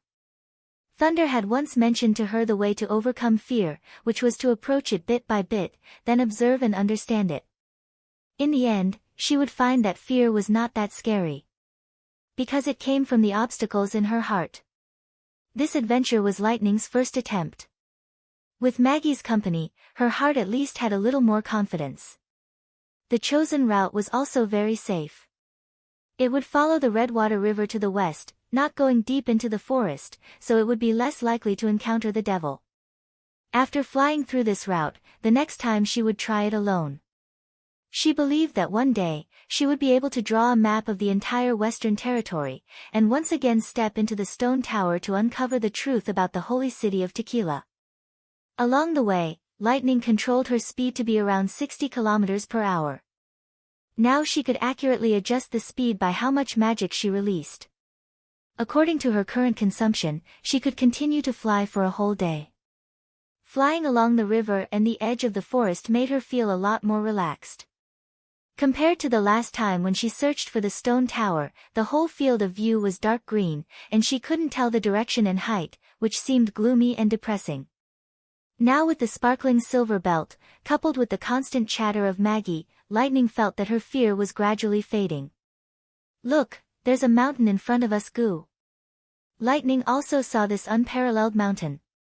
Although it was far away, its gray figure was enough to explain its loftiness.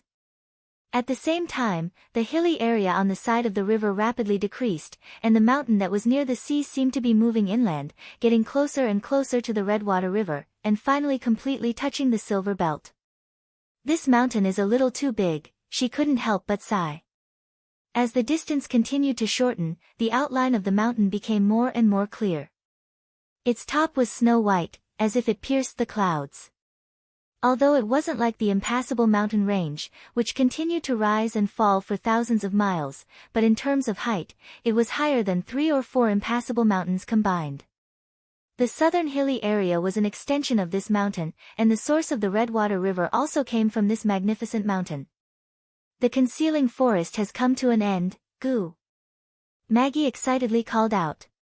She saw that the dark green color under her feet had finally ended, and the earth had returned to a light green color, which should have been a grassland. But as she looked further ahead, her field of sight unexpectedly turned into a smear of darkness, and it even covered the foot of the mountain.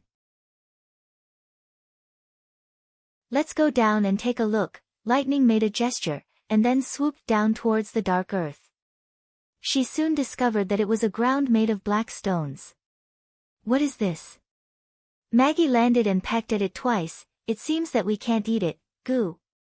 Of course we can't eat it. Lightning picked up a black stone and carefully looked at it. It looked angular, and although it looked dark, when it rotated under the sun, it could see a metallic luster. And such stones were everywhere, mixed with the sparse soil. At first glance it looked like the earth had been soaked in ink. This may be some kind of ore. Let's take 2 pieces back to His Highness. The next step was to draw, so she returned to the air and began to record the nearby terrain in detail. It took almost half the morning to reach the foot of the towering mountain from Border Town, which meant that they were about 240 kilometers away from Border Town, which was much farther than Longsong's stronghold. And this mountain? Lightning's mind suddenly came up with an idea. What kind of scene would be behind such a huge mountain? Would it be a vast jungle, or rolling hills and mountains? After the fear subsided, this idea was difficult to suppress once it appeared. It was obviously difficult to cross the mountain, and just the white snow at the peak was enough to make people flinch. Then there was another route, and that was to go around the sea, or even to the back of the mountain. As long as they kept flying diagonally towards the center of the sea, they could cast their line of sight behind the mountain. Lightning called Maggie, and told her not to move, then put on the wind goggles, and in a flash increased her speed to the limit. Her magic quickly poured out, and the oncoming wind blew all her short hair to the back of her head. The land continued to recede, and the blue sea filled her entire field of vision. After flying like this for about half an hour, she could faintly see the scene behind the mountain. Behind her, there seemed to be a continuous mountain range that separated the sea and the land, but then Lightning saw a scene that made her blood freeze.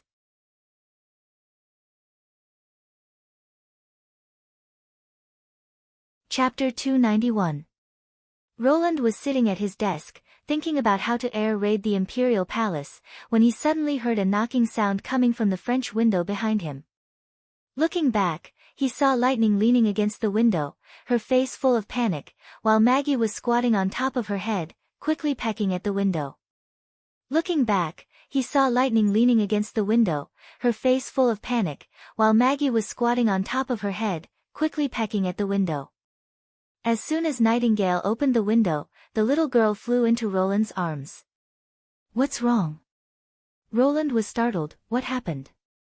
"Black stones coup, a huge snowy mountain coup." Maggie landed on the table, flapping her wings and reporting. "Ah! None of them," Lightning said in a muffled voice. "It's the devil, I saw the devil." "What?" Roland's expression became serious. He touched her head to calm her down. "Don't panic, tell me slowly." After a while, Lightning raised her head from the prince's arms. Her short golden hair looked messy, and there were 2 circles of light red marks around her eyes. It was obvious that she had been squeezed by the windproof goggles during the high-speed flight. I intended to draw the border of the concealing forest, so I followed the Redwater River to the west, and then I found a mountain. After listening to her detailed description of what she had seen and heard, Roland couldn't help but stare. The red mist that the devils relied on to survive was behind the snowy mountain, and it was only 200 kilometers away from the western region. He looked at Nightingale, who nodded. "I'll call the other sisters." An emergency meeting was immediately held in the castle office. After Roland repeated Lightning's discovery to the others, the group of witches who had experienced the night of killing all showed uneasy expressions, especially Leaf, as a witch who had personally killed 2 devils, couldn't help but cover her mouth and let out a low cry. "Your Highness, I suggest further exploration of the area covered by the red mist." Scroll was the first to speak. After all, Lightning only looked at it from a very long distance. She can't be sure that the devils are definitely entrenched under the red mist. In addition, even if we can confirm this, we still have to investigate whether they will cross the mountains near the sea and follow the coastline to the mainland of the kingdom. I agree with Scroll's point of view. Vendi nodded. Although they are very powerful, a well-prepared defense is always better than being captured without a fight. As the 2 oldest witches in the Witch Cooperation Association, Scroll and Vendi had always been the backbone of many sisters' hearts. Although the others were still somewhat afraid, no one wanted to sit still and wait for death. Roland was also inclined to this response. Seeing that no one had any objections, the matter was basically settled. The key was how to implement it. "Let's use the hot air balloon to scout," Anna suggested. "Cover the cloud gazer with sky camouflage and use the clouds as cover to fly over the sea." "We can also bring Sylvie along," Nightingale said. "Her ability is perfect for this kind of situation." "Yes," Roland nodded. "In addition, I also want to go." "Your Highness." As soon as the words left his mouth, Vendi, Scroll and Nightingale all stopped him at the same time. "You can't take this risk yourself." "It's not a risk," Roland waved his hand. If they had the ability to fly over the sea or mountains, they would have already spread all over the 4 kingdoms. The reason why they are still gathered in the far west is because the devils aren't as terrible as imagined. There was also another reason he didn't say. When it came to judging the development of a different civilization, he was more experienced than anyone else. If he could see the devils and their city with his own eyes, it would be of great help in developing a strategy for future development. But Vendi showed hesitation. "Don't worry, it's just a look from a distance," the prince smiled. "If it was dangerous to stay and scout from a distance, I wouldn't have agreed to let you go." "That's fine, but you have to take me with you." Seeing that her dissuasion was useless, Nightingale was the first to change her mind. Looking at the serious look in the other's eyes, Roland knew that he couldn't refuse her. After thinking for a while, he announced, "Then, in addition to me, the members of this trip will be Anna, Vendi, Soroya, Sylvie, Nightingale, Lightning and Maggie. The departure time will be a week later. In addition to the necessary food preparation, I will give each of you a revolver. Practice it well for a week, so that even if you are a non-combat witch, you will still have the ability to fight back against any enemy." The flying speed of the hot air balloon was far inferior to that of Lightning, so it would probably take them a whole day to cover a distance of more than 200 kilometers. Therefore, they still needed to camp in the wilderness for 1 night in order to complete their reconnaissance. Taking this into account, dry food, tents and weapons were all necessities. "Yes, Your Highness," the witches answered in unison. After everyone had left, Roland finally had the time to check the black ore that Lightning had brought back. "You said that this kind of stone is everywhere at the edge of the forest?" Yes, Lightning had now regained her calm. She was sitting at the mahogany table, swinging her feet, her cheeks still somewhat flushed. "Moreover, the closer we get to the foot of the mountain, the more they appear. If you look down from the air, the black stone covering the ground is about 10 times larger than Border Town." Roland weighed it in his hand, his heart jumping slightly. In terms of weight, it was much lighter than ordinary stones, so it was unlikely to be a metal ore. The surface was hard and light, it could reflect a metallic luster, and it was exposed to the surface. Could it be that this was a coal mine? Thinking of this, he hurriedly called Anna back.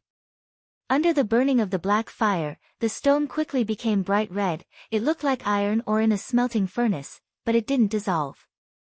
Even after withdrawing the black fire, the orange light it emitted didn't weaken in the slightest, and on the surface he could still see a slightly rising blue flame. Roland confirmed his guess. This was indeed a piece of high-quality anthracite. "So this is what a coal mine looks like," Lightning said in surprise. "I thought they were as fragile as charcoal, and there was a lot of powder, so touching them would dirty your hands." "That's coal briquettes and coal cakes that have been crushed and mixed with water," Roland said with a smile. "Most coal mines are like stones when they are mined. Of course, the higher the quality of the raw coal, the harder it is. In the end, just like these stones, the surface can even reflect a luster." This unexpected discovery made him extremely happy. Coal was not rare in Greycastle. Fallen Dragon Ridge and Silver City both produced coal, mostly used for kilns and heating. But in fact, it had a wide range of uses. Before the popularization of internal combustion engines, it was burning coal that propped up half of the sky of steam power. After coking coal could replace charcoal for smelting iron and steel, it was much more environmentally friendly than wantonly cutting down trees. Even after entering the electrical age, coal could still be refined into gas, hydrogen, and asphalt, and could also be used to generate electricity, so it could be regarded as an excellent and inexpensive fuel. It was obviously much better to hold an open-pit coal mine in his hands than to rely on imports. The only problem was, how to develop it. Roland shifted his gaze to Lightning's newly drawn map. It seemed that it was imperative to build more inland river steam cement boats. To be continued. Your support is my greatest motivation.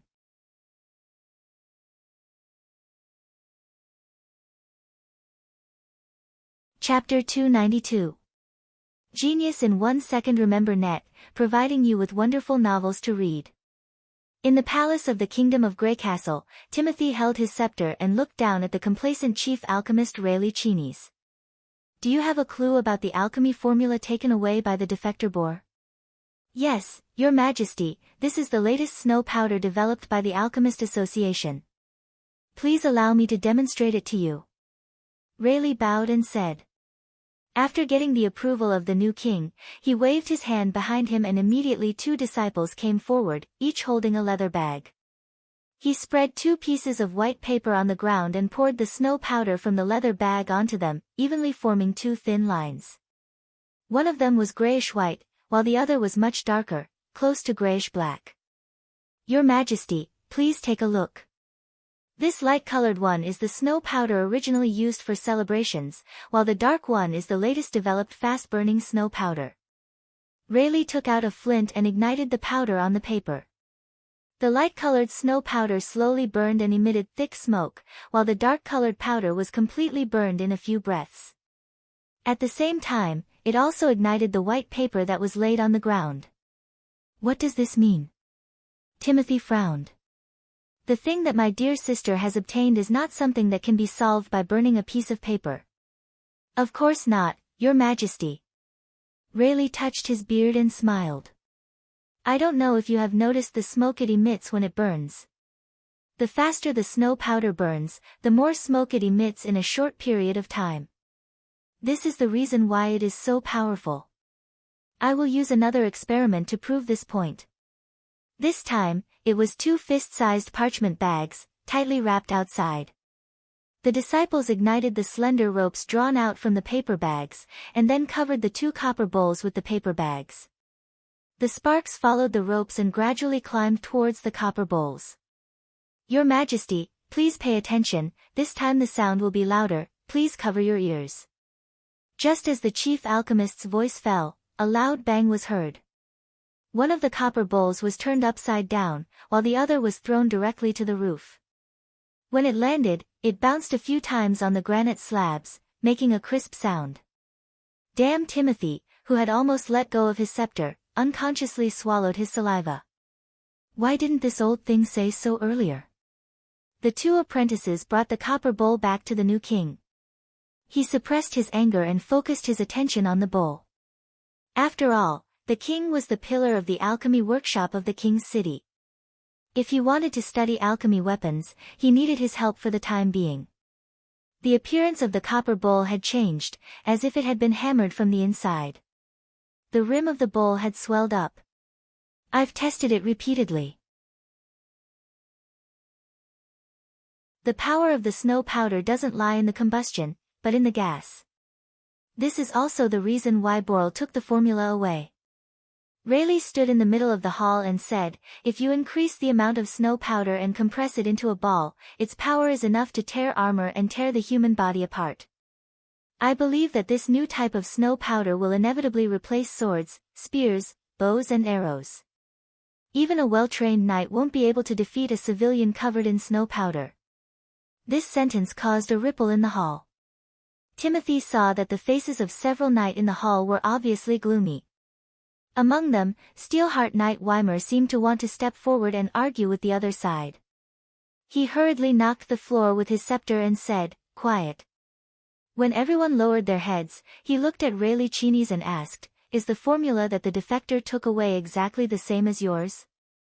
"No, Your Majesty," Rayleigh shook his head and said with a trace of disdain, "although saltpeter is a common item in the alchemy workshop, the stock is not too much. When he was grinding and preparing the snow powder, he just happened to find this formula. Even if he wanted to experiment further, the amount he had was not enough for him to use it a few times. My quick-burning snow powder is the best formula obtained after a large number of tests. Its power is far greater than the product of coincidence." "That's good." Timothy felt relieved. Although he knew that there were many people in King's City who had been arranged by Garcia, he didn't expect that she also had confidants in the alchemy workshop. This defection was planned by one of her confidants, who took away the alchemist Frank and more than 10 apprentices. Originally, it wasn't a big deal. Alchemists were very rare in other cities, but in King's City, there were at least 20 of them. It wouldn't be a big deal if one of them left. However, before this person left, he discovered a kind of extremely lethal snow powder. Before he could contribute the alchemy formula to the alchemy workshop, he disappeared without a trace the next day. Timothy's secret agents only had enough time to catch the confidants who had been left behind to confuse the enemy, but they were unable to intercept Frank and his team. After learning the news, he immediately ordered the Imperial Prime Minister to purchase all the saltpeter in the city and asked the alchemy workshop to reproduce Frank's snow powder formula as soon as possible. Now, after only 2 months, there was a clear result, which made him quite satisfied. Even this old man, who was a little lacking in respect for him, was a lot more pleasing to the eye. Timothy cleared his throat and said, "Well done, I will reward you with 25 golden dragons.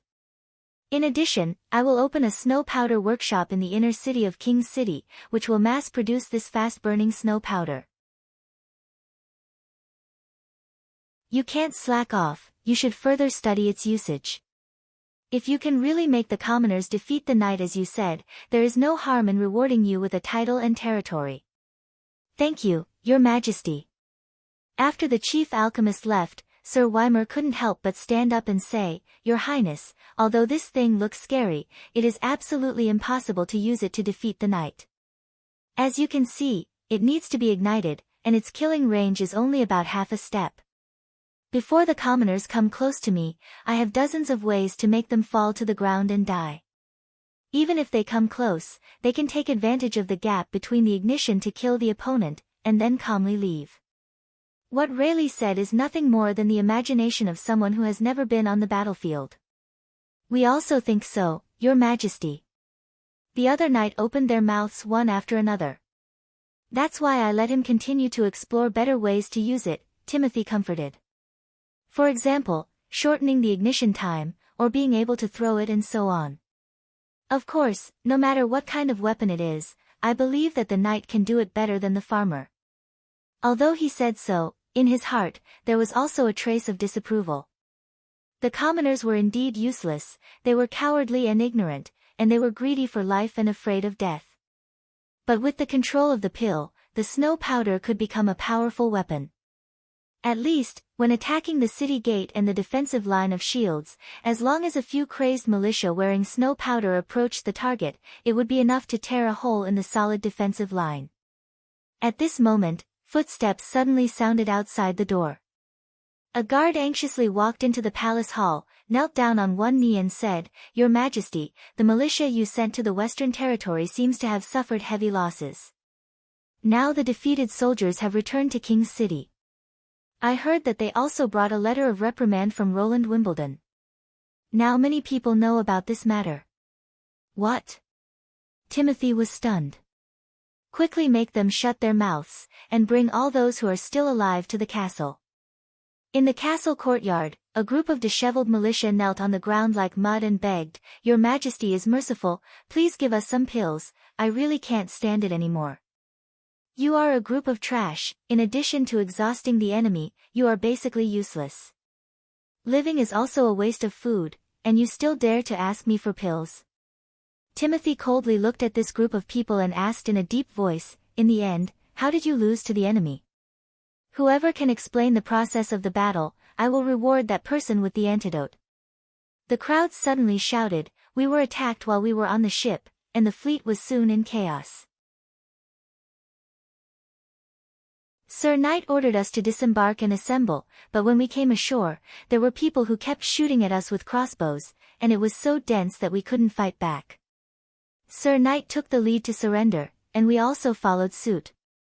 "What about the knight who led the team?" "No, I don't know, they took us back to the camp, but we didn't see Sir Knight." Timothy frowned, and his voice became even colder. "Then how did you come back?" "It was Prince Roland who let us go," one of them hurriedly said. "He also gave us a letter, and asked us to deliver it to you." "You guys." "Yes, I also have one here." "Your Majesty, I also have a letter." The group of people quickly shouted, and one after another took out Roland's letter from their bosoms. "Damn it, he really sent this thing to everyone." Timothy motioned for the guards to take the letter, and found that all the papers had the same paragraph written on them. "I am sorry for your foolishness, Timothy Wimbledon.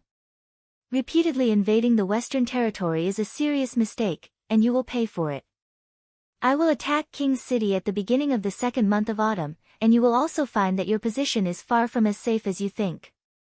At that time, all the people of King's City will see that your throne is already on the verge of collapse. Roland Wimbledon. To be continued. Your support is my greatest motivation."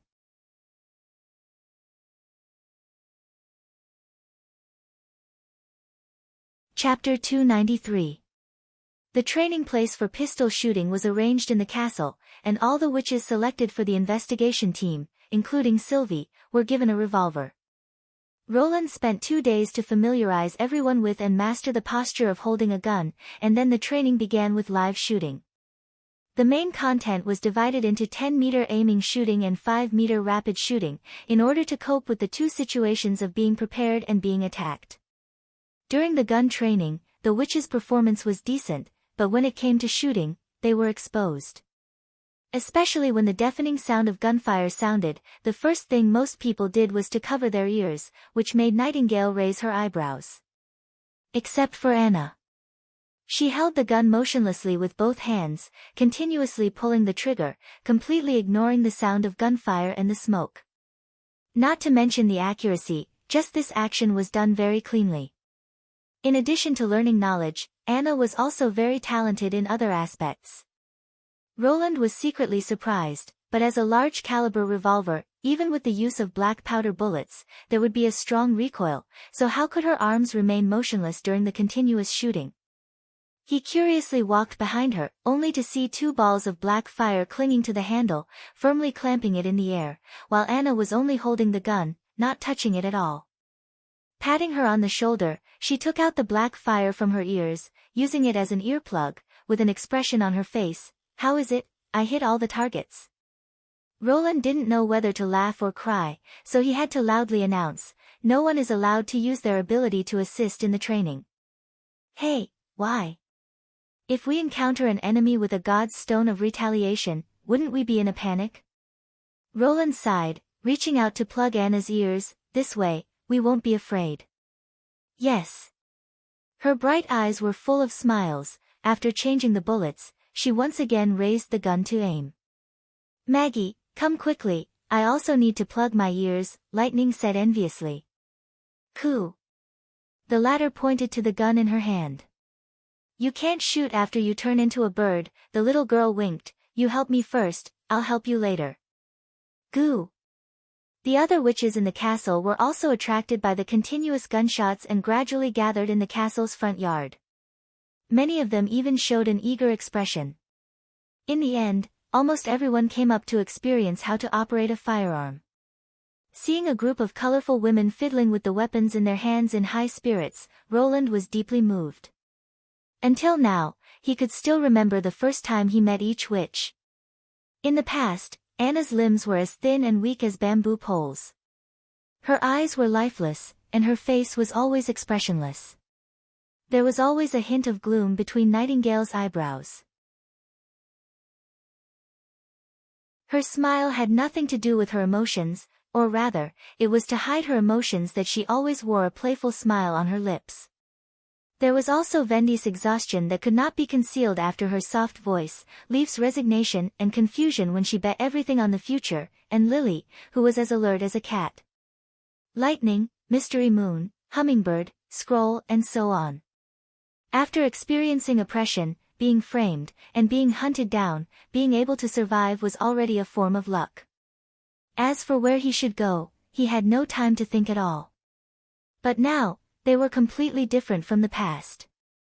The witches all exuded a unique charm, their eyes sparkling with a lively light.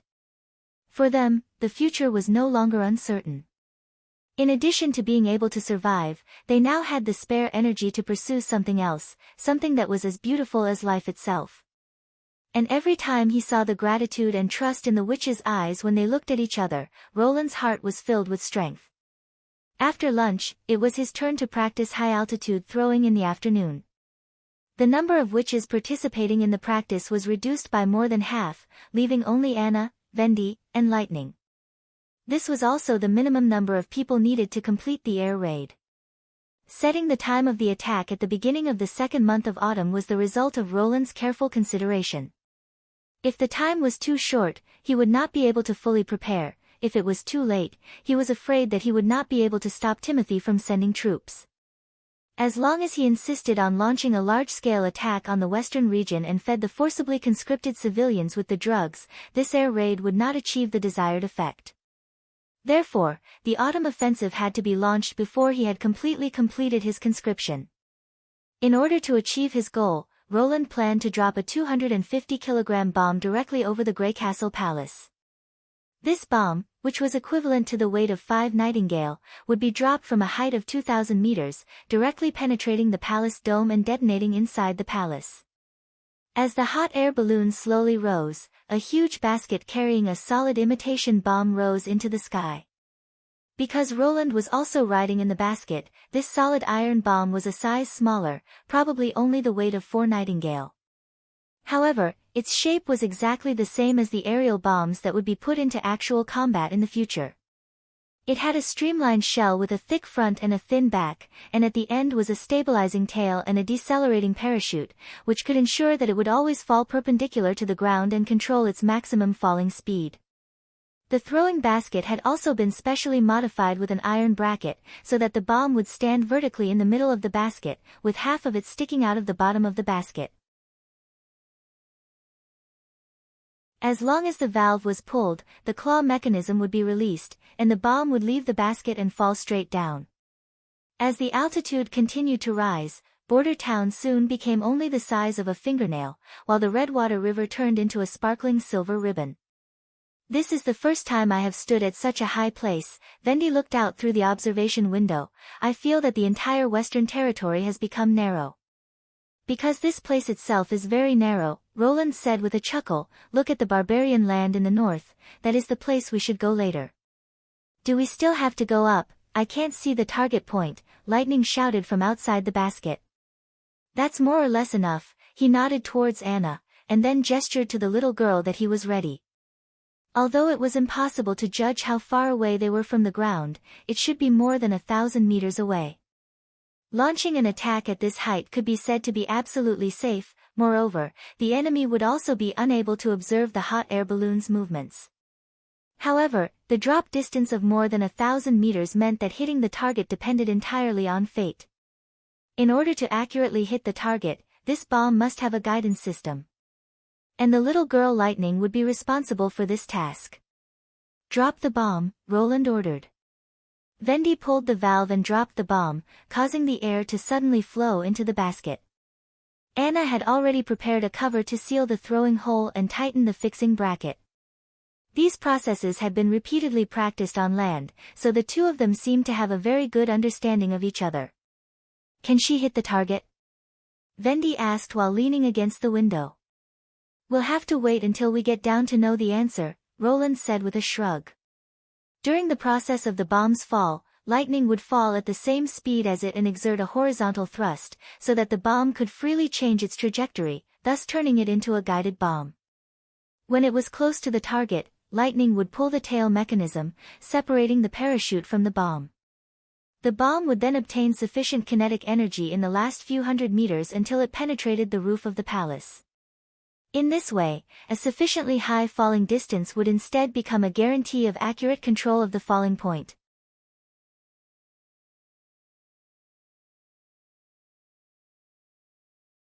Chapter 294. A week passed by quickly, and it was time for the scouting team to set out. Roland called Barav, Carter and Iron Axe to the castle, informing them that he would be leaving Border Town for 2 days, and that the affairs of Border Town would continue to be carried out according to the usual plans and regulations. Of course, this proposal was unanimously opposed by the 3 people.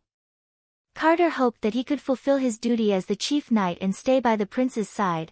Iron Axe requested to separate a team of 100 people to protect him. Barav persuaded him to stay in the castle on the grounds that the decree issued by the city hall had to be reviewed and stamped by the lord before it could take effect. In the end, he had to put on the airs of a lord, demanding that everyone follow his orders. "Your Royal Highness, I don't understand, in the end, what is so important that you have to go in person?" Barav asked doubtfully. "This matter concerns the survival of the Western Territory and even the Grey Castle Kingdom." Roland was silent for a moment before he said, "And only I can make the best judgment." "Can't you tell us the specific reason?" "For the time being, I can't, but you will know one day." He shook his head. "In addition, this trip is a secret operation, you must not leak the information to anyone. More than 200 kilometers away from the Western Territory, there might be a base camp of the devils, and these devils had also destroyed the holy city of Tequila, driving the resistance to the edge of the continent, and turning the barbarian land into a forbidden land that no one dared to set foot in." These words were really too shocking. Roland himself was still okay, he had seen all kinds of apocalyptic movies, so he was numb to it, but for them, he was afraid that they would be unable to accept such a fact. Once the news was leaked, it would be even more troublesome. If it caused panic among the subjects, it might lead to a large number of people fleeing the Western Territory. Therefore, now was not the right time to announce the truth. After explaining the state affairs, Roland and the witches boarded a hot air balloon, rising from the castle vestibule and flying in the direction of the snow-capped mountain. "Your Highness, if it is said that the Church was really fighting against the devil more than 400 years ago, then are they good or bad?" Ever since she knew about the existence of the devil, Sylvie seemed to be preoccupied. "Of course it's bad." Before Roland could open his mouth, Nightingale had already rushed to answer, "Have you ever seen a good person hunting a witch for no reason? If we really were the devil's minions then that would be fine, but sisters all know that witches have nothing to do with the devil, and the demonic bite is even more nonsense." The other party continued to stare at Roland, as if waiting for his answer. The latter thought for a while and said, "First of all, we still have to confirm whether the Church is fighting against the demons or not. If they really made such a huge sacrifice, why would they hide the news and destroy all the past records? Publicizing this matter is the best way to increase the number of believers." This was a question that could only be answered after finding more clues. In addition, good and bad cannot be so easily distinguished, it depends on which side you stand on. Speaking until here, Roland smiled. "You actually want to ask me, in order to fight against the devil, will I stand on the side of the church, right? Sylvie opened her mouth, but did not make a denial. The church and the king are incompatible. Even if there were no witches, I would not stand on the side of the church. He spread out his hands and said, not to mention, now I also have you by my side. I said it, Nightingale said with a proud smile. Even if the church had fought against the devil before, they still lost, and it was a crushing defeat. If it was your highness, who would have won and who would have lost? Why would you side with the loser? I understand, she gently nodded. The gloomy expression between her eyebrows seemed to have lightened a bit. In this way, when dusk fell, the group could already vaguely see the outline of the snow-capped mountain.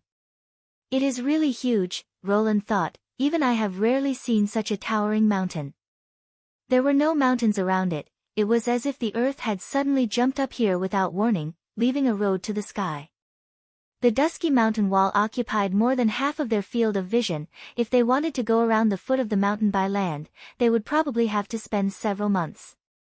The camping site was chosen at the top of a mountain close to the sea, so that it would be easy to observe the surrounding movements, and also far away from the concealing forest, to ensure that the wild beasts would not be able to easily approach the camp. After eating the dry food, everyone began to set up the tents. Due to the limited carrying capacity of the hot air balloon, only one large tent could be carried.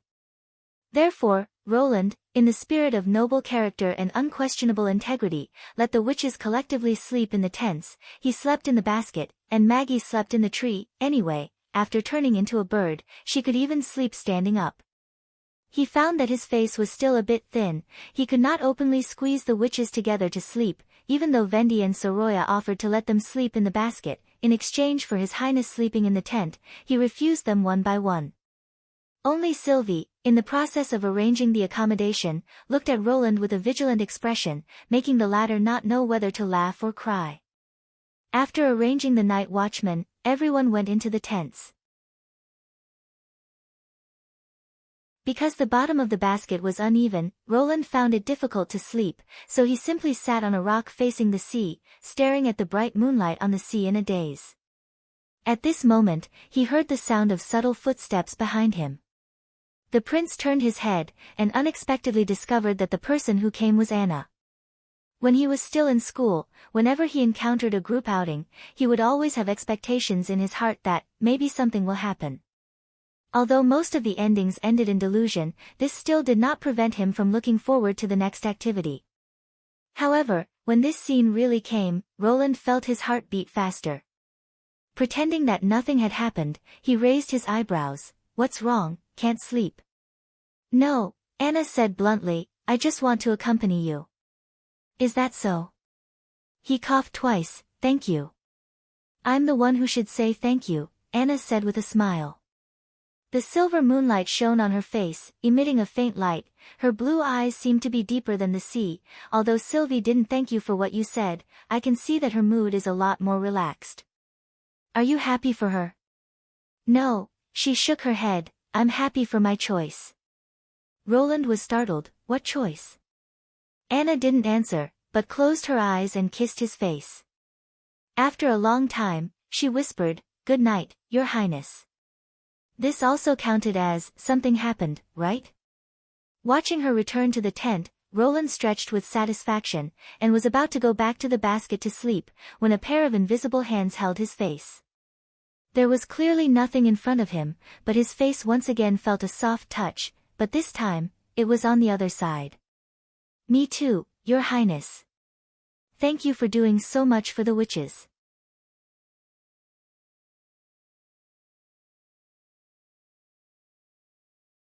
Chapter 295.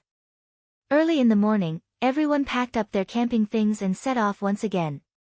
Roland also discovered another detail. Even if they slept in the wilderness, the witch's appearance wouldn't change in the slightest, but he obviously couldn't do this. He didn't even need to look in the mirror to guess that his hair was certainly a mess, his face lacked color due to insomnia, and his skin was covered with half-dried sweat, which was slightly sticky to the touch. In everyone's eyes, he most likely had a listless appearance. Only after washing himself with the drinking water in his leather bag was he able to alleviate this feeling of discomfort. Roland began to miss the castle's running water system and spacious showers. Half an hour later, according to Lightning's instructions, Cloud Gazer arrived at the predetermined location, the side of the snow-capped mountain. Hovering above the vast sea, the group could already see the scene behind the mountain. Just as Lightning had said, the back of the snow-capped mountain was shrouded in a red mist. The mist was very low, and the closer they got to the ground, the thicker the color became. In order to see further, Roland let the hot air balloon continue to rise, until the end of his field of vision, the land also spread out little by little. "Did you find anything?" He looked at Sylvie. The latter shook her head. "No, the distance is too far, it has already exceeded the range of the Eye of Truth.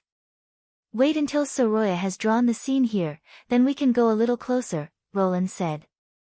While Soroya was drawing the picture, he also used the telescope to observe the coastal line. Along the coast, there were only cliffs and rocky beaches, there were no docks, or any other man-made buildings. It seemed that even if there were devils, they had never thought of building ships to attack Greycastle from the sea. This observation made him heave a sigh of relief. As the hot air balloon slowly approached the land, Sylvie finally began to report what she saw. About 10 miles away from the sea, she found a pile of black stone buildings, triangular in shape, resembling a steeple. "It's just like the mirage we saw in the barbarian land," Vendi couldn't help but exclaim. "This really is the devil's territory." "But the height is obviously wrong," Soroya frowned. "The steeples in the mirage are hundreds of feet high, it's impossible for them to be covered by the red mist, they should be higher than the rolling hills. Perhaps what you saw was the devil's city, and this is only the devil's village?" Anna guessed. "So the devils have a complete and unique urban system, they belong to a higher evolved group, and at the same time, they are keen on expansion and killing? Please don't be like this. What's in those steeples?"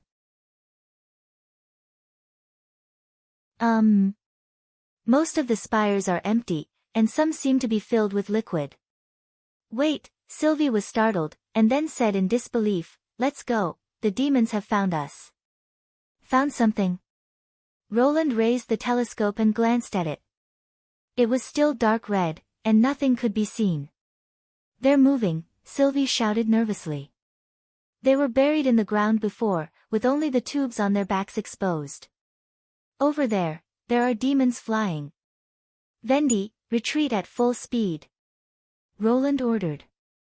The wind blew quickly, and the sudden movement of the hot air balloon caused the basket to tilt, and the taut rope made a creaking sound.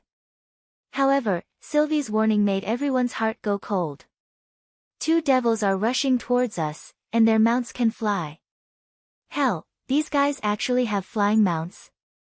Roland's eyes widened. This was simply illogical. To be able to carry a burly man, how big would their mounts have to be? But it didn't take long for him to catch 2 black spots in his field of vision.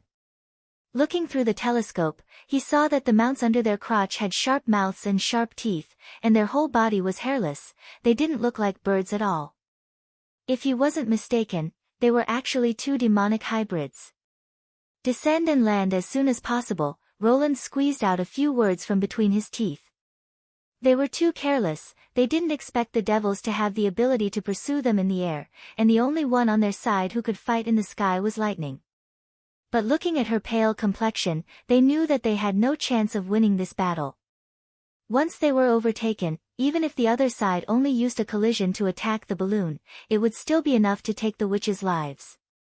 Even if the coating could resist the impact and bite of the demonic beasts, under the violent shaking, everyone would likely be thrown out of the basket and smashed into the sea like a stone. And falling from this height, there was no difference between the sea and the land. At this time, the devils were getting closer and closer to the hot air balloon, and without the help of the telescope, Roland could already see the huge wings of the demonic hybrids and the burly enemy on their backs. "Be careful," Sylvie screamed again. "They are preparing to throw their spears." Hearing this warning, his mind suddenly remembered the scene of the battle described by Leaf. The enemy had used this method to take away Scarlet's life in an instant. He didn't see the devil's arm expand in an instant, and he didn't even see the incoming spear. At the same time that Sylvie gave the warning, Anna had already stretched out her hands and controlled the black fire to spread out into a thin sheet, blocking the front of the basket. Then there were two loud, bang-bang, sounds. Anna let out a muffled groan and took 2 steps back. The black fire shattered like glass, and the spear was only left with half of the burning iron shaft, tumbling down towards the sea. She had used a dense curtain of black fire to block this attack. The witches all breathed a sigh of relief, only Roland was burning with anxiety. This way of operating her ability would greatly consume Anna's magic power. When they were smelting steel together, Roland had already noticed that if it was just heating or cutting, the huge amount of magic power in her body would almost never dry up, but once it was expanded to a macroscopic level, as a dense whole to exert influence on an object, the consumption of magic power would increase exponentially. For example, if the black fire was used as a furnace, the outer wall that prevented the molten steel from flowing would accelerate the consumption of magic power, and if she wanted to lift the entire black fire furnace, even Anna wouldn't be able to hold on for more than a few minutes. Obviously, blocking the black fire a moment ago had consumed a lot of her energy, and if she had to do it 2 more times, perhaps she wouldn't even be able to maintain the heating. The devil seemed to be intimidated by this scene, and didn't immediately launch a follow-up attack. Instead, it swept past the hot air balloon from both sides, as if waiting for the next attack. For the first time, Roland saw the enemy's ferocious appearance at such a close distance. They were exactly the same as in the photo, wearing the demonic beast's head, their eyes were covered by a scarlet crystal, and their chin was connected to a leather tube, bypassing their neck and leading to the carapace on their back. During this time, the witches took out their pistols to return fire, but with the constant shaking of the basket, it was almost impossible to hit an enemy moving at high speed. After firing 2 rounds of bullets, not a single shot hit the target. At this time, the devil's arm swelled up again, and this time, they chose to attack from the front and back. Anna didn't even have enough time to observe the enemy behind her, and the black fire she had summoned could only cover one side. Roland could clearly see the devil's right arm swing towards her, but he couldn't see the trajectory of the spear. Almost subconsciously, he pushed away Anna, who had her back to him.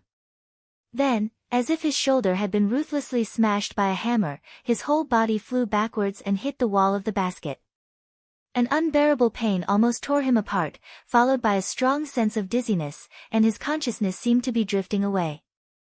Roland clenched his teeth and looked sideways, only to see a huge gash on his shoulder. The hole in the basket behind him was enough to prove the power of this blow. And the half of his arm, which had been completely torn off by this round of attack, fell into the corner of the basket, and the blood that flowed out from it quickly dyed his clothes red. No! Nightingale's heart-wrenching cry was the last sound he heard before he lost consciousness. To be continued. Your support is my greatest motivation.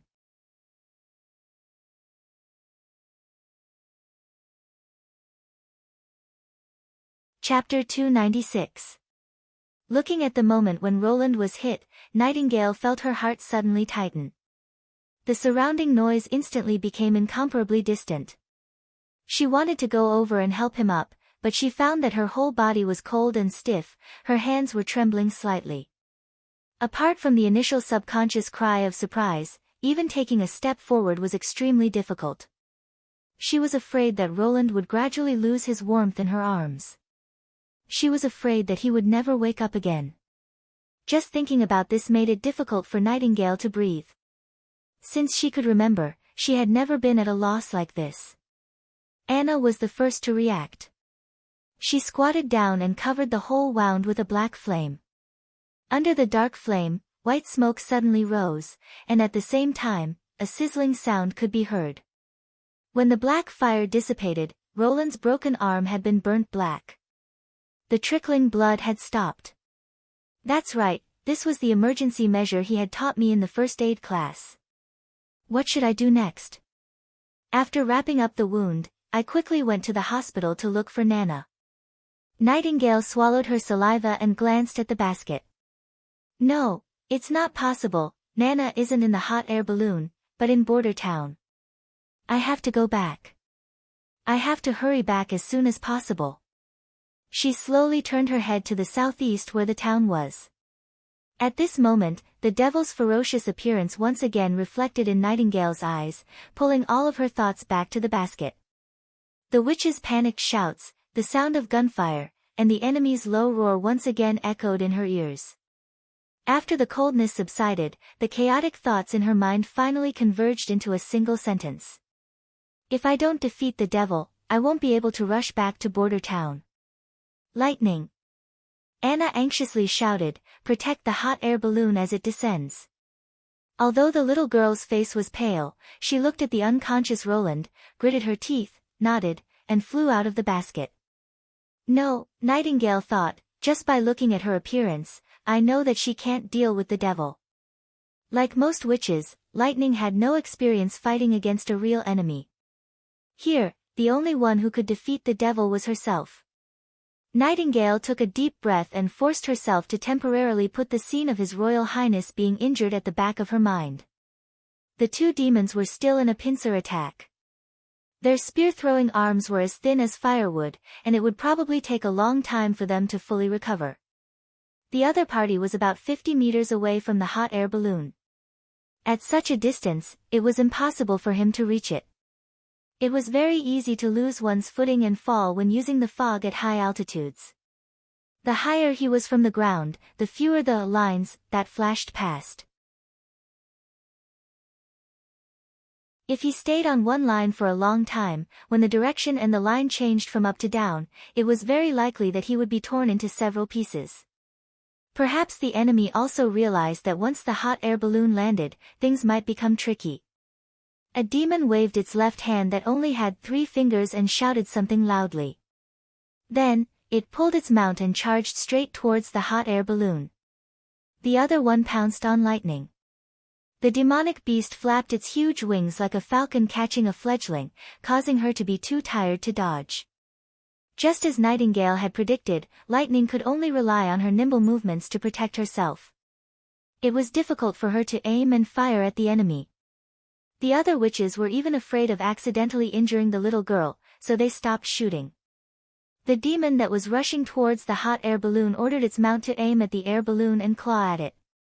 Fortunately, Soroya's coating was strong enough, so it was very difficult for the demonic beast's claws and teeth to penetrate it. Seeing that this trick was ineffective, it roared and flew into the distance. It seemed that it wanted to hit the hot air balloon and make it lose its balance. Nightingale had already seen the best opportunity. Using the fog, when a faintly glowing line appeared above her head, she didn't hesitate to step on it. Taking advantage of the moment when the hot air balloon's outline changed, she directly stood on top of the air balloon. Although her body was parallel to the ground, it was as if she was walking on flat ground, and she quickly climbed to the top of the hot air balloon. At this time, the demon also rushed over. In the world of black and white, Nightingale was surprised to find that there was a sparse magic cyclone slowly rotating inside the demon's body. Moreover, there was also a sparkling stone embedded in its skinny arm. They actually have magic power.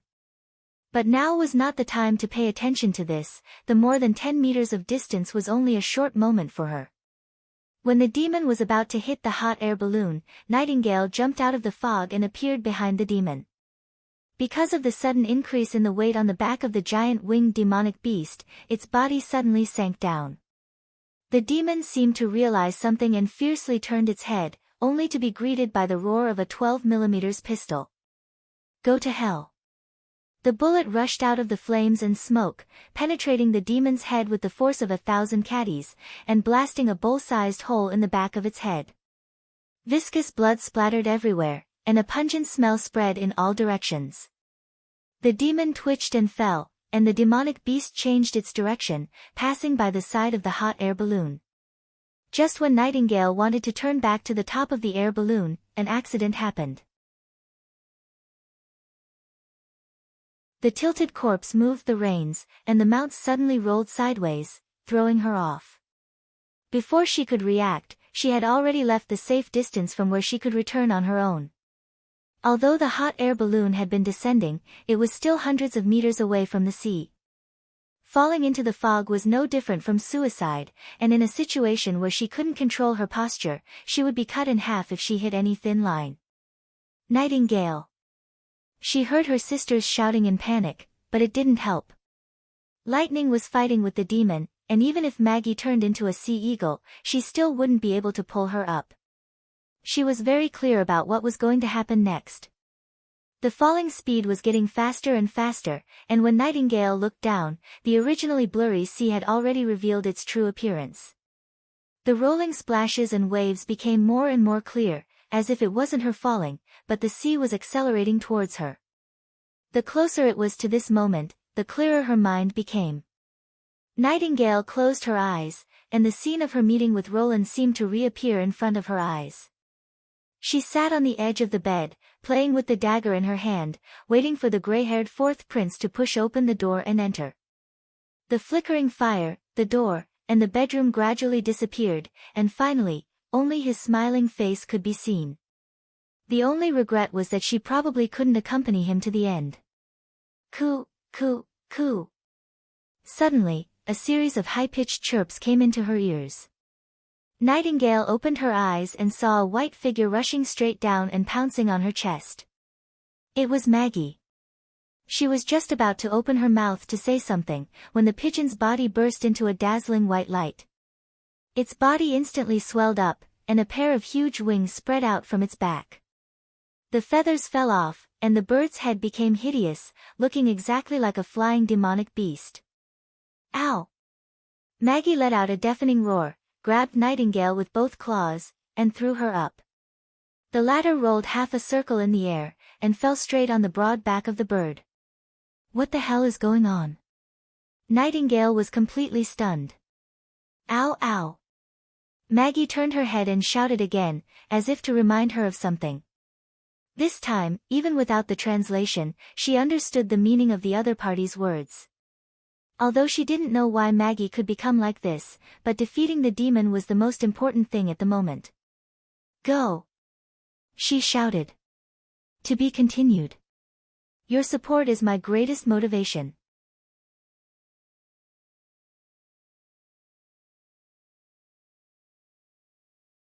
Chapter 297. When Maggie joined the battle with Nightingale, the situation instantly reversed. The demon let out an angry roar and was forced to give up chasing the flexible lightning. It dived down and went straight to Maggie. The arm that hadn't fully recovered raised the spear again and quickly swelled up. Cracks appeared on the skin and blood sprayed out. This time, the attack was still powerful, but the spear was no longer as powerful as before. At least Nightingale could see the trajectory of the spear. Maggie. She patted the giant beast under her, then spread out the fog and took a step forward. Awoo! At the same time, Maggie's body shrank sharply and turned into a pigeon again. The huge target suddenly disappeared, and the spear flew past the two of them with a whistling sound, falling into the sea. The next moment, Nightingale appeared from the fog and returned to the back of the demonic beast Maggie. The whole process of dodging was as smooth as flowing water. The demon let out a painful howl. Its arm began to shrink inwards and finally broke, like a branch without water. But its left hand was still holding the reins, controlling the mount to hit the two people. It seemed that it wanted to die together. Maggie obviously wouldn't let it do as it wished. When they were about to collide, she suddenly sank and passed by the enemy. When it regained its balance, Nightingale on its back had disappeared. The latter appeared behind the demon like a ghost. The enemy tried to untie the rope that fixed its body in a hurry. Nightingale naturally wouldn't give it the opportunity. She pulled the trigger to vent her anger, and the gunshots rang out continuously. This round of shooting not only pierced the carapace on the back of the demon, but also penetrated its chest. The enemy let out a series of hoarse gasps and soon fell into the blood fog. Finally, the demonic beast that lost its master was killed by lightning. It fell into the sea and soon disappeared. Cloud Gazer slowly landed on the coast. What should we do next? Nightingale anxiously looked at Anna. At this time, she was the only one who could keep calm. We've been delayed for so long. Even if we fly at night, the hot air balloon will need to reach the town at midnight. Anna said word by word. His Highness Roland must be carried by lightning and Maggie. No problem. The huge head of the strange beast opened its mouth and said, I have no problem. Leave it to us. The little girl looked a little depressed. She probably felt that as an explorer, she was afraid of fighting with the enemy and caused everyone to fall into a predicament. Nightingale touched her head. No one is born good at these things, it's not your fault. The witches tied the unconscious prince to Maggie's back, and the severed hand was carried by lightning. The two of them quickly soared into the sky, flying along the Redwater River towards the town. What about us? Vendi asked. I don't have much magic left. Continue to fly. Fly as far as you can. The enemy may send a second team to search for us. This place is too close to the snowy mountain. We have to leave as soon as possible. Anna said. Once we reach a safe area, we'll find a hidden place to land and camp. Her decision was unanimously approved by the rest of the witches. Cloud Gazer rose again. At this time, there were only 5 people left in the basket. How did the devil find us? Soroya was puzzled. The hot air balloon and basket are painted with sky camouflage. At an altitude of more than 2,000 meters, it's difficult to distinguish them even with a telescope. A huge devil, Sylvie frowned. It's crouching at the top of a black spire. It has a head that's even bigger than its body. It's covered with countless eyes. I just glanced at it, and all of its eyes looked at me. Then hundreds of devils came out from underground. The whole area seemed to be boiling. There's actually such a monster. Soroya sucked in a breath of cold air. Not only that, but the 2 flying mounts are also very strange, Anna thought. After they were shot, the blood that flowed out wasn't black like ink, but dark blue. This is completely different from the hybrid demonic beasts we met during the months of the demons. On the contrary, it's similar to the devil, Soroya added. I saw that the first devil that Nightingale shot and killed had blue blood. Aren't they demonic beasts? Sylvie asked. I don't know, but it's great that Maggie can change into their appearance, Vendi sighed. If she hadn't saved Nightingale, I'm afraid we would have been in danger. Her ability has evolved. Nightingale, who had been silent all this time, suddenly opened her mouth. When I was in the fog, I saw that the magic in her body was no longer a rotating cyclone. Instead, it had become a fixed shape, a pair of white wings spread out. Lightning held His Royal Highness's arm, her heart filled with guilt. The devil only had a ferocious appearance, but it wasn't so strong that she couldn't deal with it in the air. If she could have left the basket at the beginning and blocked the enemy, His Royal Highness wouldn't have been so seriously injured. It was an explorer's duty to stand up and protect his companions. When exploring the fjords, no matter what danger there was, Thunder would take the lead and lead everyone to break through one difficulty after another.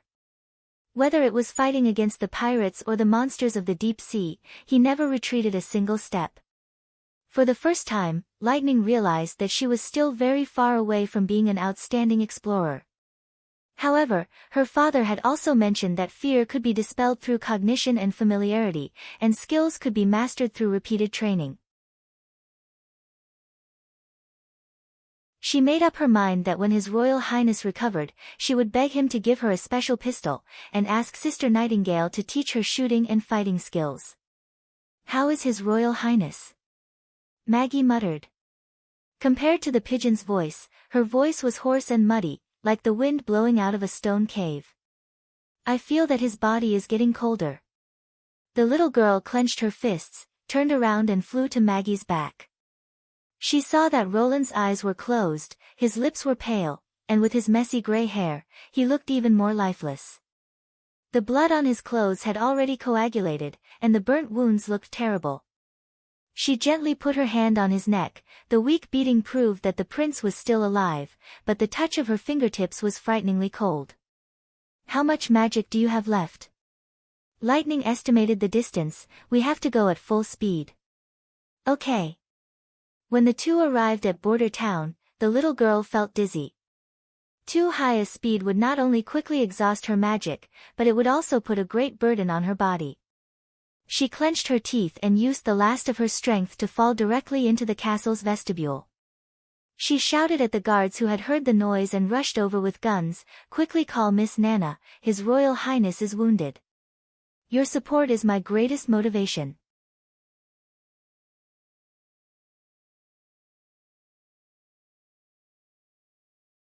Chapter 298. Roland opened his eyes and found himself lying on a soft bed. Above his head was the familiar ceiling, and even every crack was the same as the one in his memory. "This is my bedroom." He tilted his head and looked at both sides of his shoulders. Both his left and right sides seemed to be intact. He tried to move his hands, but there was no problem either. Everything was like a dream. But he knew that this was not a dream. The investigation of the devil and the attack had already happened. He was lying safe and sound in his bedroom, which meant that they had escaped the devil's pursuit and returned to the castle smoothly. But, did all the witches come back safely? Thinking of this, Roland's heart could not help but sink. He tried to prop himself up, but his arms felt weak. Just as he was about to open his mouth to call someone, he saw a row of witches leaning against the wall at the end of the bed. There was Anna, Nightingale, Lightning, Maggie and Nana. They were leaning on each other's shoulders, breathing steadily, eyes slightly closed, as if they were asleep. Roland quietly opened a corner of the curtain and found the first rays of the morning sun rising from the Redwater River, like a dazzling golden thread sprinkling on the earth. "You woke up." Turning his head, Anna did not know when she had opened her eyes, but with sleepy eyes, she walked step by step to Roland's side. "Yes, I woke up." "The other witches?" "They all arrived safely in border town. In fact, you were the only one injured." "Really?" Roland breathed a sigh of relief. "That's really good, fool." Before he could refute, Anna had already tightly hugged him. Her hands clasped behind his back were so strong that they almost embedded into his flesh. Anna's action woke up the other witches.